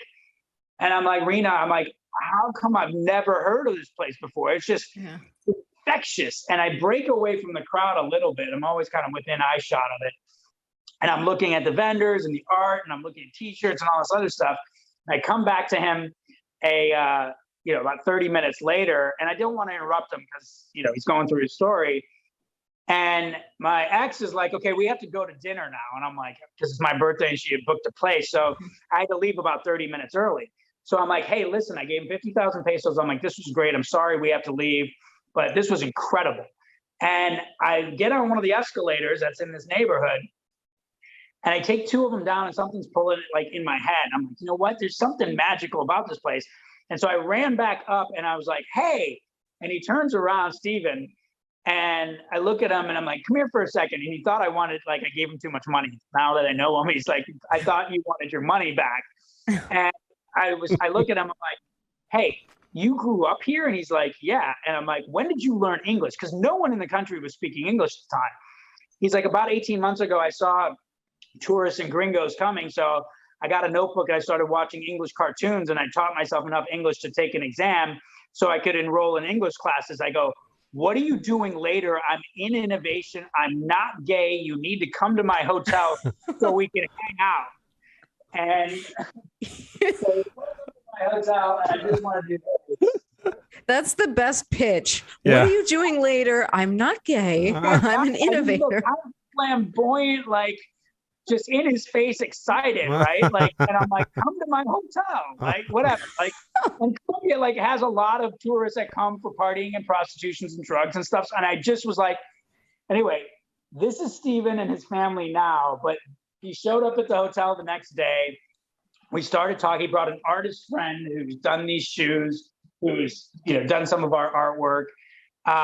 We own a gallery together now. But they came, we sat by the pool at a 5-star hotel. They'd never been to that side of town before. Just 3 hours just talking about life and passion and questions. And I gave them, microfinanced one of the projects. I was like, make us a pair of sunglasses. And George, you're an amazing painter, and you paint the sides of them, and we'll see if they can sell or something. I gave him $500 to get started. And I flew home and kept in touch with them on WhatsApp, and I didn't really care. I just was like, man, I'm spending all these times with innovators at Stanford, and I can't get them to do crap. And so let me just see if these guys can do what they can do. And so it didn't work out with my ex. And so I was free at Christmas time. And I remember calling Steven on WhatsApp, December 23rd. I'm like, hey, what are you doing tomorrow? Like, can we come down and, I'll come hang out with you and we can hand out gifts on Christmas Eve in Medellin. He's like, are you out of your mind? You're in Washington, D.C. I'm like, I'll fly down tomorrow. And I flew down there, and we handed out gifts in the community. I asked them how the sunglasses were going. They told me they failed miserably. I started laughing at them, and they got really mad at me. They're like, stop laughing at us. We didn't know what we were doing. I'm like, I'm not laughing at you. I'm laughing at me. I didn't ask you if you knew how to make sunglasses. I just assumed you knew how to make sunglasses because I thought you guys were amazing. So let me back this up. And they were literally at the verge of tears that they lost $500, and I was laughing. Like I was gonna like just be like, you idiots, like I'm done with you. And I was like, let me back this up. Like, what are you guys good at? They're like, we can make garments, we can paint. And so I was like, all right, let's do this. I'm like, let's go check out some shoes. And so we got into the shoe thing, and they make all the shoes for Nike and Converse and all this. They make Air Force One. So we bought a shoe company, gave them half, told them to take the swoosh off, gave the shoes to his artist friend, George, who wanted to expand his art gallery because he needed more artists to paint the shoes. So we invested in the art gallery. Then Steven's mom's been a seamstress in the Comuna for the last 20 years. So we went and visited the factory there. And so we invested in the garment factory when we started making t-shirts. So we put George's art on the t-shirts that Steven's mom was making. We gave her 50% of the garment factory, first woman-owned factory in the Comuna. So I'm going to fast forward real quick. Steven and I are on a roll. We're like, this is great. And they're like micro investments, $5,000 here, $10,000 here. I don't know what the revenue stream is going to be, but I have capabilities. So I start looking into fashion and I'm in the middle of the rainforest, Jayson. So it's beautiful. Like Medellin's just gorgeous, 6 degrees north of the equator, 7,000 feet, lush green, springtime year round. And I'm looking at the shoes, and these are all plastic. These rubber soles are not rubber, it's plastic. Oh. And I'm seeing them, I'm like, man, we are decimating the environment. Well, being from Detroit originally, I know the automotive industry would never have taken off if there was no such thing as rubber tires. So I knew that rubber for the automotive industry came from Colombia. So I look at my 21-year-old co-founder of everything and I say, hey, do you know anyone who owns any land? Because we need to grow rubber. And he's like, what the fuck are you talking about? I go, if we put natural Takes rubber 4 years. in our shoes, right? If we put natural rubber in our shoes, we'll be doing a better job and we can charge more. And so he's like, yeah, I know people who grow. My grandmother's village that we were displaced from when I was 2, my uncles are all farmers there. I'm like, let's go see uncle and grandma. So the next trip, we fly on out to uncle and grandma's 5 hour. It's a 23-minute flight or a 5-hour drive off the grid. 2 years after a civil war where guerrillas were running around, and we go to grandma's house and we hike up to 9,000 feet to see uncle who's working at an avocado farm. And I tell him my grand idea for rubber, and he's like, yeah, we can do that. It's going to take 7 years. I'm like, let's do it. Great. Awesome. And then it hits me that, hey, what are you doing here? And he's like, we're growing avocados. Now, I flew in from New York that trip, and it was $6 an avocado in New York City when I got there. And I'm looking around at all these avocado trees. I'm like, hey, let me ask you a question. Why don't you guys grow avocados? That's like a genius idea. And they're like, because we're poor. We work on this farm. And I'm like, oh, and I'm still thinking like, I have this problem of thinking peer to peer. So I'm in Colombia and I'm looking at this like I would be in California, and I'm thinking this is a $10 million spend. There's no, I'm looking at 2 full cultivated mountains of avocado trees. Oh.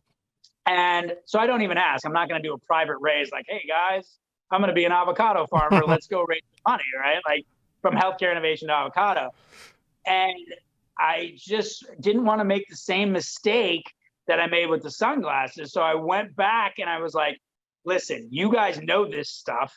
Tell me what it is that you don't know rubber. I'm bringing you rubber. Like, tell me what it is that you guys can do. So tell me what this is all in. And they tell me it is all in. And we buy 75 acres and put in 5,000 avocado trees. I gave them half. They're my indigenous partners. And in 2 years from now, we will have a yield of 3.6 million US dollars a year, every year for 22 years. And Steven Alvarez, my tour guide, owns 50% of that on day one with his own. So that's the 5th craziest thing I've ever heard in my life. Page 4 of Google. Oh, that's crazy. That is a wild story. $66.4 million avocado farm in the Andes, and we're actually expanding another 100 hectares, 250 acres, as we speak. And it's just, look, it's been the revenue engine. The shoes were going to be revenue to generate more programs. This was not anything. It was, you can't go just fundraising. You're seeing it. You see COVID. If we were doing fundraising, we'd be dead in the water, right? It had to be revenue stream. It had to be sustainable. It had to be with longevity. And that was just kind of like, we did this so quickly. Why were they growing avocados if they weren't selling them? Like, I don't understand. I'm sorry? No, they were. They were growing avocados, but they were doing it for a commercial farm. So you got rid of the middleman because they can't own land. They don't have any money. They make $3,000 a year. Oh, okay. Right. They needed that initial capital. We bought that land for 75 acres of the most fertile soil for $300,000. Wow. I put it down and gave them half. Wow. But that land is worthless without the tribal knowledge. We have it backwards. We have been dictating our plans, our will. Like if I was dealing with someone, that had done some business in Costa Rica, they would have been like, hey, let's plant palm oil. Palm oil is not what it needs to be there. Like it wouldn't grow. The altitude's not there, and it's not good for the environment. There's no way Uncle and Steven's family is going to let me do anything that's detrimental to any portion of that land, right? So why don't I listen to their tribal knowledge and tell me what grows here? And I did, and then funded that and closed the juxtaposition of capital and resources and all of those other things. But it's all that. It's if you boil down to agriculture and sustainability in this planet, it's the planet and the people. Science will take care of the rest. Yeah. Right? Nature will take care of the rest. And so that's been such an amazing, and then to learn how the Andes and the Andean communities, they're so spread out from each other, but they're so connected. They have to take care of one another, but the entire chain collapses. And so these lessons that I learned, Jayson, in Colombia really did have an impact on me opening that door. I mean, they're all the same story. Yeah, big time. It's all this, we are this oneness. The only way, look, I can come in and be a colonizer and own 95 or 100% of that land and that farm and pay them wages. But I can promise you not a single tree would be planted. I gave them we built roads there. Right? We have trust. We're building a school eventually after the first harvest. I mean, those things, like I would have 2 mountains and I would be having to crack a whip or move down there to use force and fear to have them work for the man. Yeah. But instead, it's giving them ownership, saying this is our place, our dream. This is what we're going to do. And same on the expansion. I didn't say, thanks, and go somewhere else. We're in this together. Wow. I am of zero value down there. I promise you, other than being like the court jester and morale booster. But I used to think when you're doing volunteerism or giving to charity, when you're spending time in volunteering, I used to think it was like this dignity that we're providing to the homeless. Like we care and you matter. And that's normal. to think that, because that's the way that we've been taught. But I'm so embarrassed because like a year in, there's nothing that I didn't provide any dignity to them. All I did was validate their true belief in themselves of how amazing they are. Like I say, like, you guys are great. They're like, yeah, we are. I'm like, yeah, I'm glad you know that. Like, you're special. And they have no problem telling me that in a humble, like, yeah, of course we are. Like, we know what we're doing. You guys got it wrong up there. And I'm like, holy shit, you guys were right. We're like, we kind of have it wrong. Wow. So who painted that shoe? Like that. There's an artist named George. We invested in his art gallery in Comuna 13. He's my co-founder's best friend. Okay. He's the one that came to the pool that I said make the sunglasses. Ah, yes. The Okay. I'm there now. How messed up I was. I said, "What are you guys good at making?" Right. He said, "Shoes." Right. Shoes. Okay. I'm there now. Yeah. And so the rubber tree thing is just gone now, right? That's the rubber tree thing is gone. And in fact, the shoes are now more of a novelty as like having the capabilities and creating a couple jobs. The plan was going to do a drop in April of 2020 and drop 100 pairs, limited edition, $200 each, and do a social impact. Plus, you get a cool pair of customized shoes, right? I think it's neat. Yeah, those are so cool. 21,000 for the Comuna, and that's a lot of money anywhere. But like 21,000 US is shifting stuff. If we could generate that and do 1 or 2 drops a year. One, I can't survive on that, but this wasn't about me. It was a lot about like, let's pull this off and then, see if it scales. But then like breaking into fashion is not easy. No, right? probably not. And so it's not at all. And so when like, here's the epiphany. When I remember like talking about it, they're like, why don't we grow avocados? And I was like, because I can't put avocados in my shoes. And Steven's uncle goes, ask him why he wants to make shoes. And I looked at Steven like he was crazy. I'm like, so we can fund these social programs. And Steven goes, well, why don't we just sell avocados? And I'm like, why don't we just sell avocados? Like, that's such a smarter play than trying to be a fashion mogul. Yeah. Yeah. Right? So the answer is there. It's like, again, we get blinders on, like, no, it has to be an app in behavioral health. And it's like, but they don't need an app in behavioral health. And it's like, well, why not? It's like, that's just insane. So it's like, oh shit, what do they need? They need clean water. Oh, okay. Like, let's go do that. You're right. Like so often, like the people that are in these boardrooms or that are the innovators, and they're not talking to the people that they supposedly want to do this altruistic thing to serve, and then they just don't understand. Like, why isn't this fixing things? Why isn't this the thing? Because you're not connected. The metrics. I mean, Rena, the metrics are off. They're so off. Like, I can't tell you how many times I was a distinguished collaborator at Stanford at the time. When I went to Medellin, like my first 3 or 4 trips that first year. And the questions that I would get are just absurd. And they're the questions that I would get always, but now, and they are, okay, how are you going to scale? And what is the return on investment?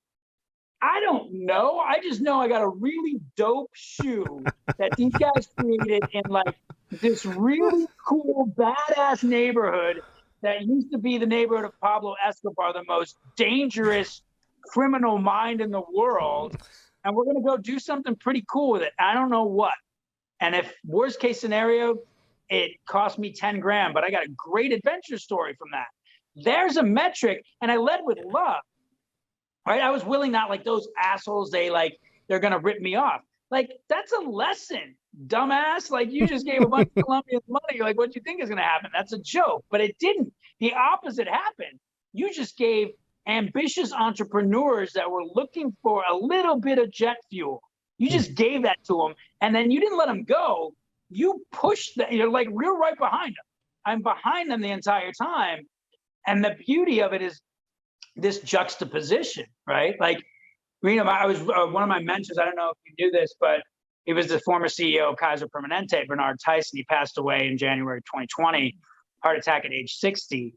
And I remember coming back after my second trip in Colombia and I would get like an hour with Bernard every probably 5 or 6 times a year. And I remember taking that hour and telling him everything about Steven Alvarez and the Comuna And then when I got off the phone, I was like, man, I just closed, and like in an instant, closed the juxtaposition between a kid in the poorest neighborhood in South America to the CEO of an $87 billion company in seconds, right? And I was like, and with ease, with joy, and he appreciated that. And I was like, okay, like that's my role, is like this juxtaposition, close that gap. And now, we used to joke, it was funny, like after this, it was like, we got to be able to, like, this is before June 1st, we would joke, like, we can't believe we got to make a movie about this. It's too crazy of a story. And like, we got to call it like movie 3. Yeah, an outlet story.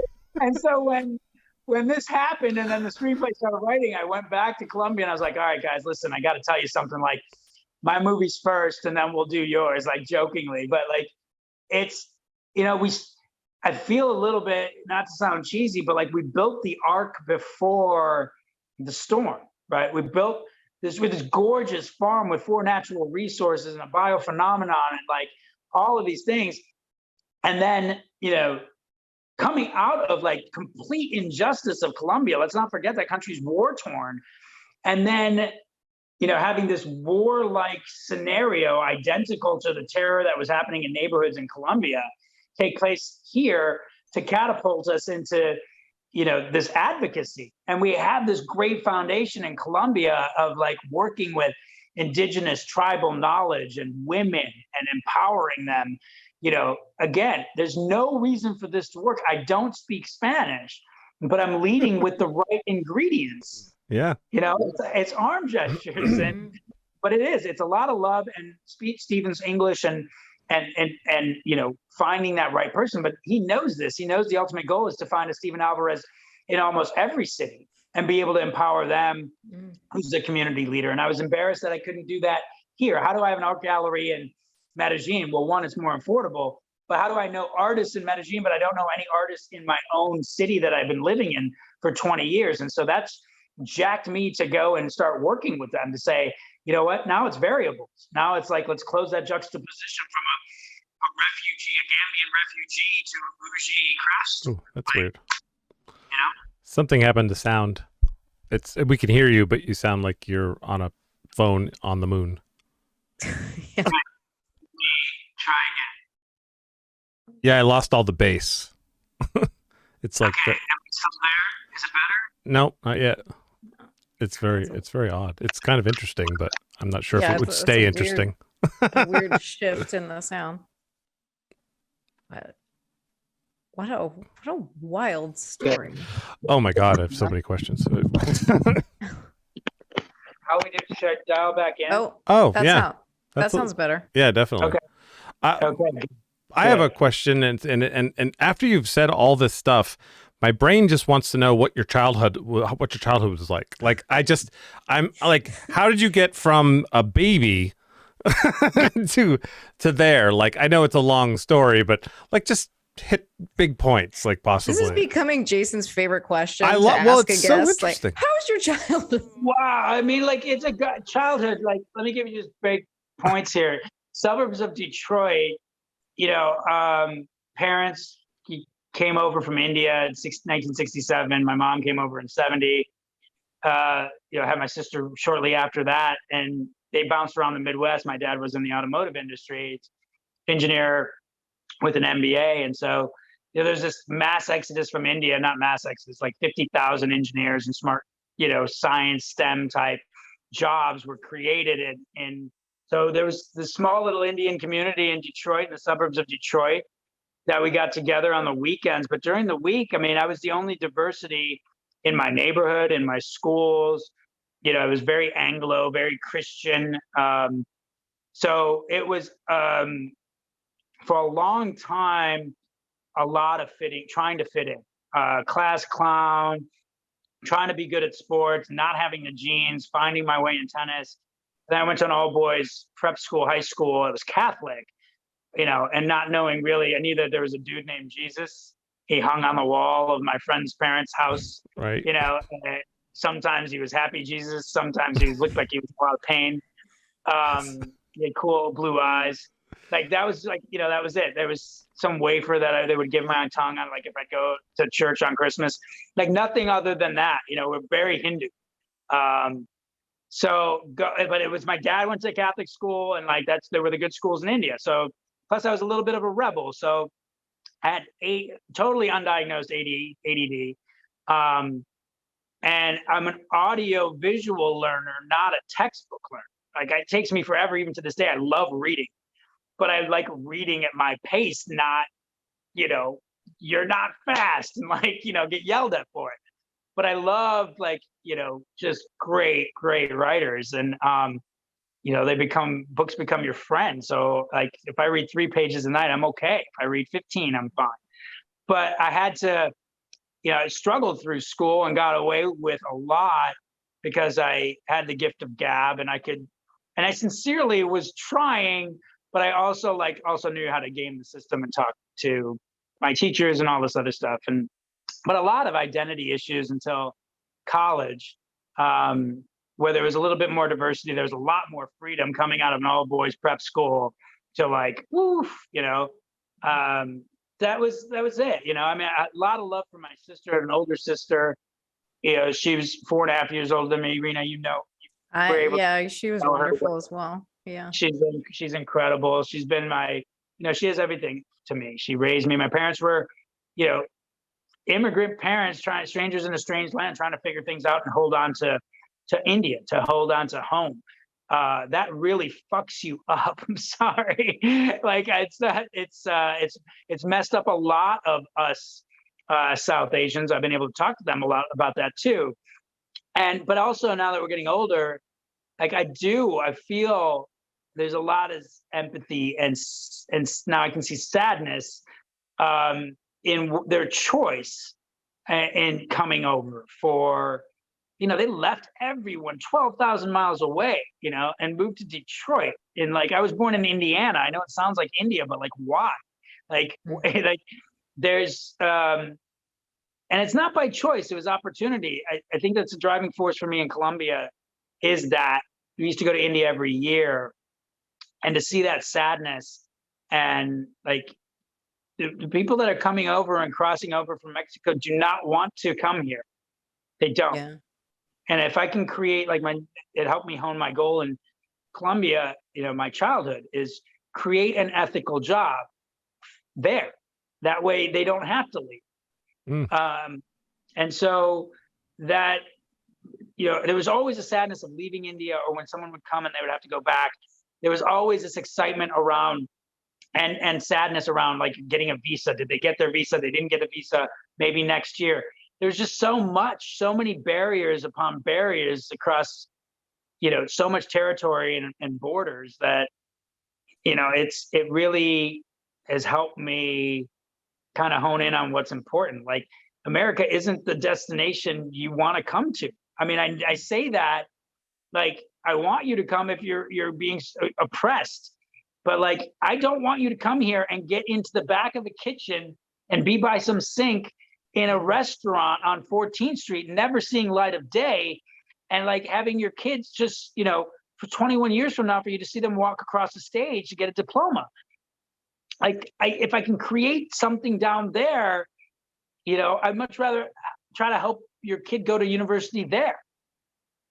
Yeah. So I don't know if that answers your question, but like, it was I struggled with identity, but always knew, like, I got along best with the servants. Our family comes from like the hierarchy in India and the caste system, and like our employees and servants, like I wanted to play with them more than anyone else. When I would go there, I would want to play cricket with them and go climbing with them, and all of like just this oneness with people. And, I think that's why I'm drawn to the off the beaten path. And, at these places, is because I don't want to go. I like the posh resorts, and I like taking care of myself, and I like good food and all of that other stuff. But the real exploration is human to human, and that's definitely off a paved concrete pool, surrounded by some fake landscape. It's kind of the point of our show, actually. It is. That's why I wanted to have you on as a guest, because the whole point is to have interesting conversations with people of all different backgrounds, walks of life, and help connect, and find the humanity and the camaraderie, and Yeah. That's, you said the humanity, that there's something that's been spiraling in my head since June 1st, and I've shared it with everyone. It's just it was so easy for me to open that door, and it was because it was just so human. I just returned to humanity. It wasn't anything complex other than and I think if that's our march back to ourselves, I think we're going to be in I'm not a cynic. I think we're really going to be in a good situation if we can return to humanity. Well, another thing about that, though, is I mean, I might be wrong, but it sounds like you were also financially in a place where you probably, I'm guessing, felt somewhat like, I mean, you were able to be a good person because you didn't have your entire life to lose. You know what I mean? And I might be wrong. I feel like, is that true? Because I mean, then that's kind of a problem with this country is that people are so protective of themselves because everything's like right on the line. Like everything could just go to hell any second. But yeah, it's fear. There's definitely a fear there. And I mean, sure. I don't think I thought about, was I going to lose anything, at all. Yeah.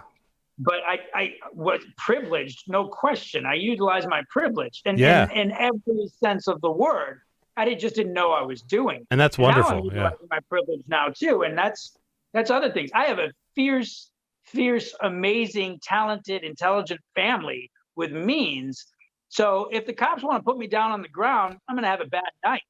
Okay. Right. And I'm out in like 12 hours. And I can take this, during a pandemic. Or do people think it's wise to quit your trade that you've excelled in, healthcare innovation, to go make a feature film, a documentary, and expand on an avocado farm? I think it's wise. But that's insane. And I haven't had a paycheck in 2 years, but it's full throttle because that's what transformation is. But that's belief in myself that comes with privilege, that comes with experience, that comes from, I've come from the depths of hell of addiction, and only 12 years ago, to be able to put myself in position to be able to buy an avocado, So yeah, can this crash and burn? Absolutely. Is it going to be my death? No, but it will. I'll just have to heal and climb. And I know I've already cleared it with the people that love me, that, the worst case scenario is that, I have to move into my sister's McMansion for 6 months, then, so we can see this thing go across the finish line, then so be it. I would love to spend time with my niece and nephew, and that would be beautiful. And once I get rid of the ego thing, we can really start driving change. Because my currency has changed. It's not title and 6-figure incomes and, amazing, hotel stays and stuff like that. Those all things will come if we create a new next value, but that's not the priority. I love that so much, because I kind of have recently gone on a bit of a journey of just realizing, like, you shouldn't be overworking, you shouldn't be all of these things that we think, like, that are, I guess, socialized into us to have value, like, that's not life. That's not that, like, that's what we shouldn't be, your title or your salary. And of course, everybody needs money to survive and to keep a roof over your head. But, this, like, oh, I gotta go for the next. And, I'm working like crazy 80-hour weeks. And, I've got that title, but then it's like, what is the point? Because you're not connecting with people. You're not living life. You're just, kind of on this autopilot. It's waking up to ask that question of, who do you serve and who do you want to serve? And it's not myself. It's when I look at it's humanity, it's, I love the fact that if I look at my WhatsApp interface right now, I'm going to have a really wide range of awesome people that are going to be listed there that I talked to today. And we are on a path to revenue, and I'm not naive. I'm a realist. Like, I know, but it's not greed driven. It's the opposite. It's love driven. It's, oh my God, holy crap, we're going to pull this off. Like, I brought so much joy to be able to introduce that story of Stephen to the two of you in the audience. Like, that's incredible to me. And like, I smirk at that. Like, even when we started it, like, I remember thinking like, man, if we pull this off, this is gonna be amazing to talk about. But that's me as an like I had to go do and then come back and be like, oh, look what I caught, right? Are you like, we can go do this. That is, I think, kind of my role, and that's where I'm getting the satisfaction from, is in that deliverable of who am I serving and how we're able to do it. And my measurements are so different. Like Stephen is 23 years old. He's my co-founder and equal owner. You know, this was a kid in the barrio that really had a choice of being a gangster, and that was it. And just 2 months ago, he actually took his entire family. I went with them to a coastal Caribbean town. They'd never been on a plane before, and like on a real vacation. And that's big. That's mobility. That's something I can measure and I can feel and I can share with you, that in just a short period of time since 2018, when they actually signed the peace accord, you see this segment of the population that is becoming middle class and actually bettering themselves and spending time with their family. And then you see a baby being born and them growing and knowing some English. That's incredible too. So you're seeing this mobility happening right before your eyes. It's not an immersion program that, you know, we've been taught to sign up for, some sort of seminar. That's just engaging. And I've been saying this, you know, run with people you were told not to run with. You know, it'll surprise you and like help you achieve so much. So I think it's a matter of what is your currency. And if you're creating value, if you're bringing value into this world, you will be taken care of, not by the government, but just by the, otherwise it's not valuable, right? Like you can monetize it, but it doesn't need to be the only, that doesn't need to be your intent. Do you do motivational speaking? I do not. You don't? Well, no, there's another entrepreneur idea for you, because I see a YouTube channel, at least. Well, thank you. I do. Look, I am excited about the movie, not because I want to be in Hollywood or anything like that, but it will give us a platform to be able to talk about, you know, the work we're doing in Colombia, the farm, even the city, the BLM movement and civil rights and equity. I mean, really just, I'm hoping that gets us, you know, one of my mentors asked me, what do you want to come from this? Like the first week, and I had no idea what this was, right? Still. And I said, if anything, I would love for it to be able to open up some doors that were not open to us before. If that means, you know, some sort of UN food hunger program, or, you know, climate change, or, you know, equity role through the World Bank or something. And it started to do that. And now it's my job to be able to corral and convene those pieces together. And I'm hoping that the movie does that. You know, I hope it does create some fans. It's, you know, some people will see themselves in the film, and some of the characters, or in myself. I hope so. I mean, I've already felt that already. And you know, people stop you on the street or recognize you or something, and be like, wow, you know, that really inspired me or something. Like, I know it's there. Mm-hmm. And so that's tangible. You know, whether the machine makes it or not, that's to be determined. But all signals say yes. So I'm excited about that. I'm pretty sure it's going to be made. I know I've met people like you before, and I'm sure it will be made, and I'm sure it'll be good. I sense things in people, and you're a pretty easy person to read. You're going to do it. I'm sure of it. Well, thank you. It's always, I have the right people. So if I was outside saying I'm going to be if I said I was acting in the movie, you should shut this down right now. That's not what I'm doing at all. But I am staying on as executive producer. I do a final sign off, and it does surprise the hell out of me that I have an entertainment lawyer. But oh, that's awesome. Yeah. You're. I like your style also. I'm very similar. I don't like. I'm in a band and I've done filmmaking, and I don't tell the bass player how to play the bass. I don't tell the DP how to DP. I try to communicate what I want, and then they just do something awesome, and I don't, you know, and that's it, really, you know. Right. And that seems like that's the way you work too, and that's great, because I mean, if you don't know how to do that, then why would you try and tell somebody how to do their craft? Well, I think that's. Look, I can tell you there's probably a portion in my life where I was screaming for, you know, some sort of direction, and masking it and like saying that's okay because that's what leaders do, right? You see the portrayal of a football coach or the CEO or Gordon Gekko, and greed is good and backstabbing is this, right? But it's just, why is everything broken? Like, why is everyone mad at me? Why am I alone? Maybe this isn't working. Like, and it always felt unnatural. Like the wave of guilt when you get in an argument with a coworker, for me, I don't like it afterwards, right? I wish it was, but it gets heated, or someone that you love and you scream, like, but you don't, like, you mature when you actually can take a step back and be like, you know what, listen, I'm hangry, or, I'm just in a mood, I'm feeling anxiety, like I got pressure from X, Y, and Z, and that's on me. And I'm so okay with saying that now, because otherwise you're gonna have to like hold on to a grip that you got to remain flawless, and that's not possible. People are gonna see your cracks. Just identify them, for them beforehand or in the process. And I think we're very accepting. I think that's slowly changing about, the dynamic in the workplace. But there still is a lot of that facade. And you're so right. Like, we're all human. You're going to have a bad day. You're going to like react in a way that in retrospect, you're like, maybe I shouldn't have done that. Maybe I should have handled that a different way. And to just kind of talk about how you're feeling or what you're dealing with is, so. Yeah, I think it's changing. I think that it's happening on the grassroots level, coworker to coworker.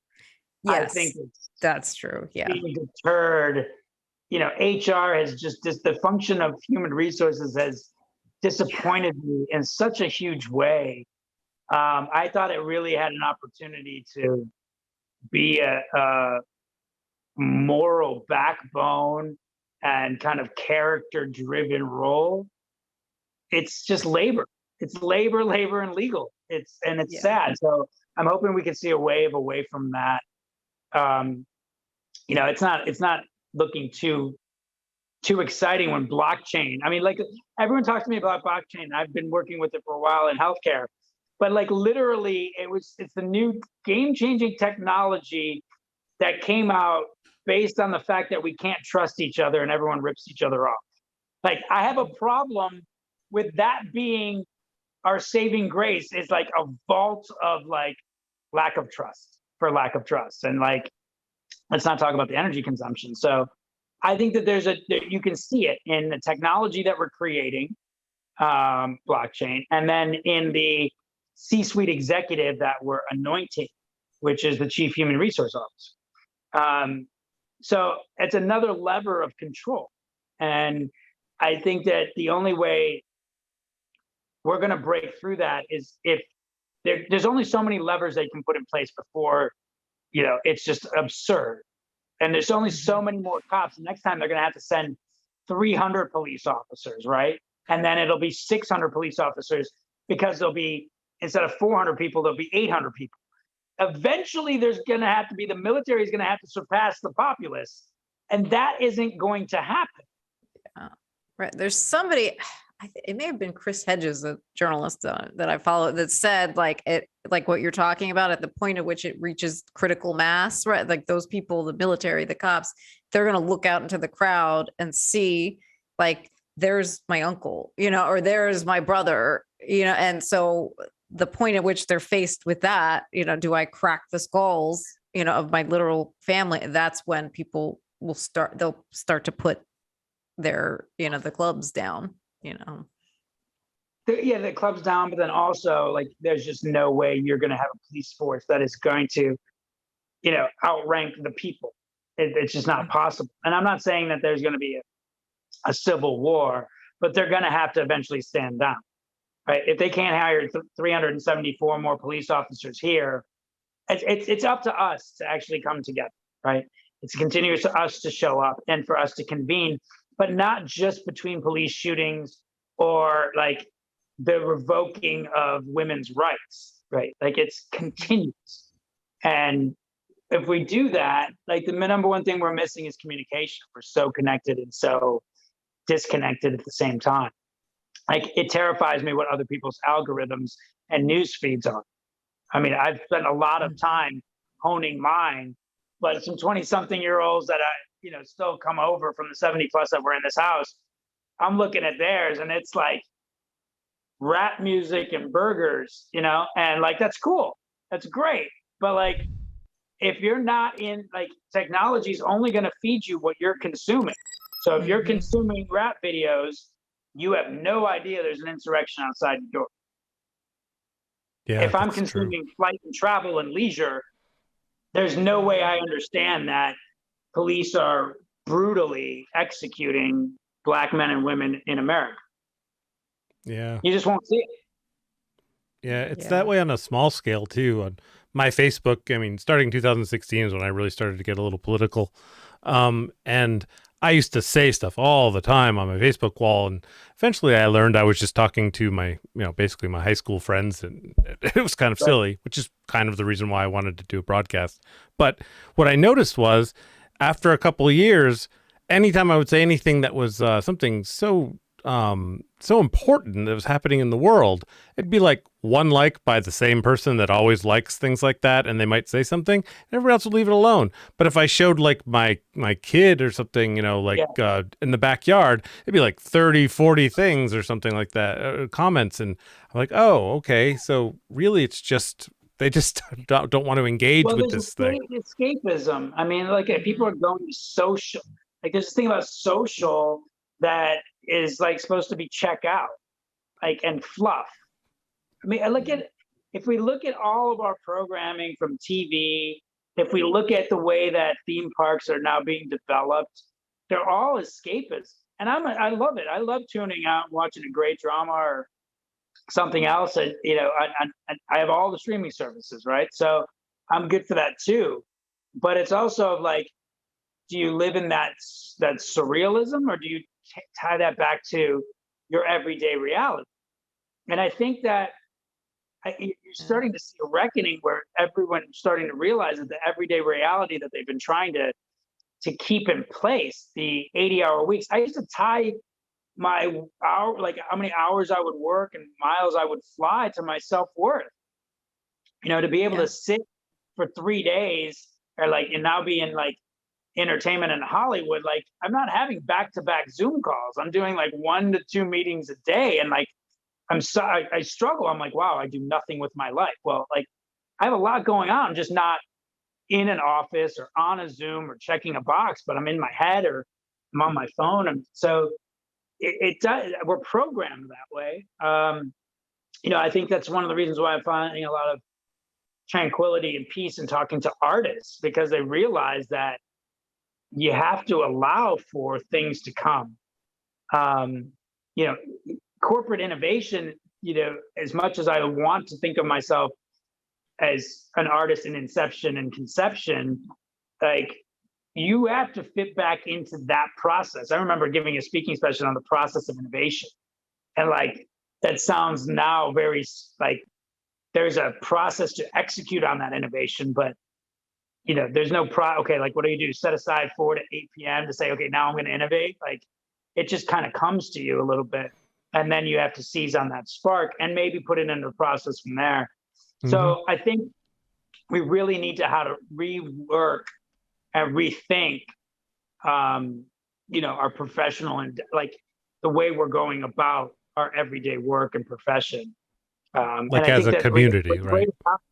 I'm sorry? As a community, like as a nation, you mean? I think tying it into it is ridiculous. It's so I can make I understand how important work is, especially how expensive things are getting. But I had the misconception that 20-somethings and 30-somethings were all about work so they could get the Prada and the Louis Vuitton bag. Mm-hmm. It's not. It's because owning a car is damn expensive. It's filling up is damn expensive. Its rent is damn expensive. So that's why they're working 2 or 3 jobs. Like it's because and so they can maybe go on vacation with their friends like I used to when I was 20. And so I used to think there was like, we're falling off this cliff of materialism. Sure, for the 1% excess and all this other stuff. Fast fashion, you don't need to be working 3 jobs to go to Zara. You should just stop going to Zara. But it's just because things are getting so expensive. Teachers are driving Uber, at night. people living in the Bay Area are commuting an hour and a half to come into San Francisco, 2 hours. How much time do you have at home when your 4 hours your day is in transit? Yeah. And there's this whole group of people that are voters that think, well, that's American. You've got 2 jobs. That's good for you. And but that isn't what we should be working towards. We should be working towards everyone being happier and healthier and being able to explore more interesting things and more, so that we can grow better and become more connected. But if you're just, I work 3 jobs, well, congratulations. No, that's bad. I'm sorry that you do. It's not American. Like, it's the person who's saying, well, my grandfather used to work 3 jobs in the coal. They're not working the 3 jobs. Someone in their family used to. The other thing is, I can see, like, yes, you're supposed to work hard and do whatever. If you're working 3 jobs to throw your daughter or, your sister an amazing wedding or something like that, or to put her through college or something like that. People are working 2 or 3 jobs to break even, to eat, to survive. Yeah. You have to make $144,000 a year in Washington, D.C. to break even for a family of 4. That is absurd, right? Because of childcare, taxes, transportation, housing. If I'm not even joking, that number is dead on. There's not a lot of people who make $144,000 a year in this country or in D.C. So in order for them to do that, that's 2 jobs per parent, per adult in the household. And yeah, that's we've lost our way. It's everything has gotten more expensive. When the economy crashes, the most vulnerable and the poorest are the ones that are going to suffer the most. And that has happened ever since, you can date it back for the last thousands of years. Yeah, it's almost like it's built into the system. Like, oh, this is where we can grab everything. Yeah. It seems. I think so. I think that's why it kind of goes back to what we've been talking about earlier. It's systemic. These are, if you go by design, it was designed this way. The society is going to benefit from, the most marginalized people. They feed the system. Go to New York City. You see the high skyscrapers and the penthouses and everything below feeding everyone up on high. It's right there in front of your face. Wow. God. Rena, you said that he wanted to share something, and did you want to do that? I had a couple. Yeah. Go ahead. I mean, if you want, we can pull something up, but I just didn't want to make sure it didn't not happen. No, I mean, if you want, people can check out my Instagram. There's video of the farm and our endeavors in the city of Medellin and Comuna 13, and obviously some footage from June 1st, and you can follow. I put the link in the description, but you're welcome to say it also. Instagram in there. Yeah, it's at Rahul Dubey, Swan Street. It's RAHULDUBEY SWANNST. And any other ways people can follow you or some of these like really cool projects? I've been very, very active on Instagram since then. I actually had 147 followers on May 30th, and then June 1st, I got 10,000 followers. But it's been such a resource for me to dig into the history of racism in this country and around the world, and the biggest mass exodus and kidnapping and the slave trade. Just finding authors, that are just obscure authors and then known authors, and reading up on a lot of great things. Cast is a great book. I just found some great souls, and that have reached out. I have 5 pounds of mail, handwritten letter after it happened. So someone made me a 1,001 Japanese origami cranes and like strung them all together. And so Instagram has been just a great way for people to be able to reach, and it's just I've had some really beautiful late night conversations with Instagram friends, and just been able to teach me a lot. So best way to follow is probably through Instagram, or reach out through direct message or just follow that way. So picture yourself. Actually, it's easy to because you're there. You're sitting where you are right now, and through the door, a person comes through that looks exactly like you. They're even wearing the same clothes that you are, except they're disheveled, dirty. They look like they've been through hell, maybe a little cut. And they say, "Come with me right now." Do you go? Yeah, of course. Yeah, I thought so. I mean, yeah, like that's just like cool. Like, what do I need to bring? That's just some people don't. If you said that they had daggers in their eyes, there was like blood tears or something, like that's different. But if I see a disheveled self of my, immediately I'm thinking Back to the Future. Like, let's go. You're taking me somewhere. Yeah. Or the future. Like that's just, yeah, always. I think it's yeah, you go with your gut, and usually, I'm old enough now and seen enough things now where my gut's going to tell me, and I'm not going to be right all the time. I'm leading with love, and I'm wrong a lot. I mean, and I'll find out, but the thing is, I'll find out in 2 or 3 months, rather than, and then pull the plug and not wish them any harm, but just know. And there's some people that have ended up hurting me, or it didn't work out or anything like that. But the 1 in the 10 that does, yeah, I'll follow you out. I'll follow all of you out, and one of them will work. So always. Excellent. I knew that was going to be the answer. Of course. What about you? Let me ask you that. Like, hell yeah. Yeah. I mean, what else am I going to do? No, stop bothering me. Yeah, no. Let me catch up on this episode of whatever. Yeah. No, like, let's go out there. I think that's I hope that people do start listening a little bit more to their inner cavalry, like that.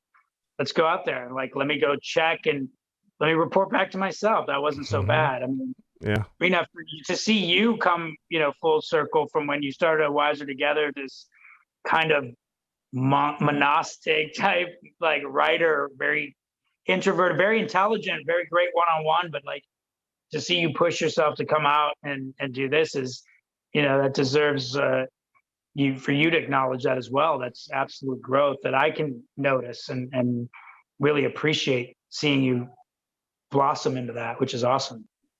It's outside of yourself. Every time we can get outside of ourselves and be able to add something new. Jayson, you're a musician, right? To be able to gain an understanding of a different instrument, to be able to play it, to be able to incorporate that into what you already know is massive. Yeah. Rena, would you go with yourself? I would probably question myself first and make them tell me something like that. Okay, if you're me, what do you ask them a question only I would know. Right. I would probably do some investigation first. And then if the investigation checked out, then I'd go, okay, yeah, let's see where this goes. See, but you would say, look, we don't have time for investigation. I know what you're about to say. Here's the answer to a question that only I would know. Let's go. Then I would go. Because you'd have it all set. Because then I'd be like, okay, yeah, that's me. I got you. Right? That's hilarious. That's awesome. Wow. Yeah. Well, this was, I hope, an enjoyable conversation. Was for me. So yeah, I always hate that afterwards I'm gonna think of things and questions that I'm gonna be like, why? Get my WhatsApp information. I'm much better on WhatsApp than I am on or text than I am on email. I think there's some corporate PTSD of my inbox that I avoid. You're so right. I don't answer like friends even. I'm like, I gotta answer an email. Oh, email's not good. I'm so used to like something getting hammered to me that even when I go to open it, I'm like, bad news. Like I'm gonna have to like deal with some corporate BS, bureaucracy, government, whatever. That I try not to look at it as much as possible. And like that's I've geared it up now where my main people who need to get a hold of me know how to get a hold of me. So, but yeah, send me a text, and if it's, we can chat some more. Cool. All right. Awesome. Yeah, and I would love to have you back when when the movies come out. That would be really, really. Oh, yeah. We'd love to talk more. As and talk more of that process that I'm trying to figure out. Oh But, yeah, I'm up for it totally. I get so jazzed when people start talking about film. I just love it. I could do it all day. well, you know yeah. what? I'll send you our sizzle reel. You can tell me what you think. Oh God, yeah. Yeah, cool. All right. Oh, that's great. That's fantastic. All right, awesome. Well, thank you so much. This has been It was a fantastic. pleasure meeting you, Rena. It was awesome reconnecting. I'm glad that we're reconnecting and stay in touch. If there's anything I could do, let me know. Yeah. Well, I've been following your Colombia adventures on Instagram, and it's Cool. just so cool. So I'm I glad want we to got talk to your friend that has the avocado farm. Can he come on the show? That's me. No, the friend that you were. Founder, Steven. Yeah, you know what? We can do a Steven when I'm down there. I'm sure we can. Oh, that'd be fun. Yeah, do both of us. It'd be incredible. In fact, he was in the room when I was down there. I extended my trip, and we spoke to the World Bank on end racism, and so I went around to 5,000 employees around the world, and he was in my hotel room with me, and I was like, Steven. So no, we'd love to do something. Cool. And maybe we could do something live from the art gallery or something like that. That'd be so cool. Oh yeah, that would be awesome. Awesome. Yeah, awesome. Next trip, I'm there 5-6 times a year, so there's no rush on that. All right, awesome. Yeah, and you guys have an open invite anytime. Come down to Medellin. We can always go. So great place, great music. Probably take you up on that at some point. I've taken 15 people have come down. There were a couple people, 70 plus, a couple of them. I took them down last October. People from Stanford, an executive from Chanel, like an executive vice president from Chanel, like one of the greatest fashion brands. She's like a dear friend of mine, but rolled up her sleeves for 5 days in the barrio with me, and it was great. It's just a great place to go, and just re-energize. So we'll talk definitely more about that. Cool. Well, thanks a lot. All right. God bless. Take care, guys.